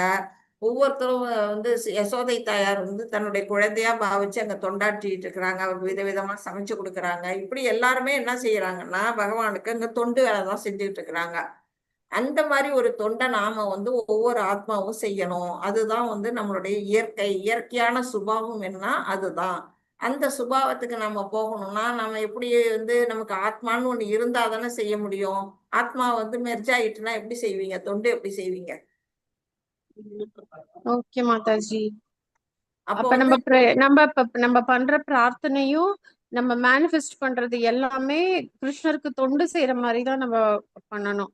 கண்டிப்பா நம்ம இந்த பிஹேவியர் இந்த 4 பிரின்சிபல்ஸ் அதை ஃபாலோ பண்ணி அந்த மாதிரி நம்ம போய் அவரோட மர்ஜ் ஆகுற மாதிரி நம்ம மேனிஃபெஸ்ட் பண்ணக்கூடாது. பண்ணவே கூடாது. அது வந்து கடைநிலை. அந்த நிலைக்கு நம்ம வந்து நினைக்கவே கூடாது. ஞானிகள் தான் அந்த நிலையில இருக்கிறாங்க. அந்த ஞானிகளுமே வந்து அது மாதிரி போறாங்கங்கிறது தவறான வழி. யோகிகள் போறது தவறான வழின்னு சொல்றாங்க. ஞானி யோகி எல்லாத்த விட தூய்மை ஞான நிலையில இருக்கிறது யாருன்னா பக்தன். பக்த நிலையில தான் நம்ம எல்லாம் இருக்கணுமே தவிர ஞானிகள் யோகிகள் மாதிரி யோசிக்க கூடாது. அந்த நிலைக்கு போனோம்னா நாம வந்து எந்தவித இன்பத்தையும் அனுபவிக்க முடியாது. நம்ம பகவானுக்கு தொண்டு செய்யும் கைங்கரியம் பண்ணும்போதுதான் அந்த ஆத்மா வந்து திருப்தி அடையும். அந்த ஆத்மா போய் அதுல ஒட்டிக்கிச்சுன்னா அப்போ வந்து என்ன இன்பத்தை அனுபவிக்க முடியும்? திரும்ப மறுபடியும் வந்து பிறவி எடுத்து என்ன கஷ்டங்களெல்லாம் அனுபவிக்கிறதுக்கு தான் மறுபடியும் வந்து வருவோம். அதனால வந்து பக்தனா இருக்கணும், பகவானுக்கு தொண்டு புரியணும் அப்படிங்கறத அப்ப நம்ம இந்த ஜோதி நிலைன்னா அந்த வள்ளலார் அந்த ஜோதியா மறைஞ்சாங்க அந்த மாதிரி எக்ஸாம்பிளுக்கு எடுத்துக்கலாமா மாதாஜி? நீங்க அதை எடுத்துங்க. ஆனா அதுக்கும் இதுக்கும் சம்பந்தம் கிடையாது. வள்ளலார் ஜோதிங்கிறது வேற, நம்ம கிருஷ்ணருடைய பிரம்ம ஜோதிங்கிறது வேற. அதுவும் இதுவும் ஒத்துக்கலாம். நீங்க வேற வேணா வேற ஆமா வேற வேற. அது நீங்க சும்மா உதாரணத்துக்கு ஜோதி வடிவங்கிறத வேணா உதாரணத்துக்கு எடுத்துக்கலாம். மத்தபடி அது வேற, கான்செப்டே அது வேற, இது வேற. நம்ம வந்து இங்க சொல்றதுதான் நம்ம எடுத்துக்கணும். இப்ப நம்ம சூரியனுடைய நிலையை வச்சு நம்ம 3 உதாரணம் சொல்றோம் இல்லையா? சூரிய ஒளி, சூரிய வட்டம், சூரிய கிரகம்னு. அந்த மாதிரி நிலையில தான் பகவானை வந்து நம்ம வந்து பரமாத்மா சொரூபம், பிரம்ம ஜோதி சொரூபம், ஜோதி சொரூபம், அடுத்தது வடிவம், கிருஷ்ணருடைய துய்வ வடிவம். அந்த நிலைகள்ல தான் பகவானை நம்ம உணரணும். அந்த 3 நிலைகள்ல ஹையஸ்ட் எதுன்னா கிருஷ்ணர் தான். அப்ப அந்த கிருஷ்ணருக்கு நம்ம வந்து என்ன செய்யணும்? தொண்டாற்றணும் அப்படிங்கிறத நம்ம புரிஞ்சுக்கணும். ஹரே கிருஷ்ண மாதாஜி. நல்லா இருந்தது மாதாஜி கிளாஸ். விளக்கம் நல்லா கரெக்டா இருந்தது. ஹரே கிருஷ்ணா மாதாஜி. பகவான் என்ன சொல்ல வைக்கிறார் சொல்றேன். ஹரே கிருஷ்ணா மாதாஜி, தேங்க்யூ. ஹரே கிருஷ்ணா மாதாஜி. தேங்க்யூ மாதாஜி. நல்லா இருக்குங்க மாதாஜி கிளாஸ் இன்னைக்கு. தேங்க்யூ மாதாஜி. ஹரே கிருஷ்ணா. நீங்க லெவல் ஹரே 2ல கிருஷ்ண மாதாஜி. அடுத்த நிலைக்கு போயிட்டீங்களா மாதாஜி? ரவிலதா மாதாஜி, மாதாஜி நீங்க லெவல் 2ல இருக்கீங்களா? லெவல் 3க்கு போயிட்டீங்களா? லெவல் 3 போயிருக்கேங்க மாதாஜி. Okay okay. வேற யாருக்காவது ஏதாவது டவுட்ஸ் இருக்குதா?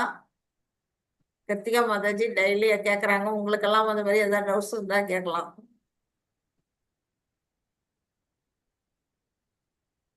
யாருக்கு எந்த டவுட்ஸ் இல்லையா?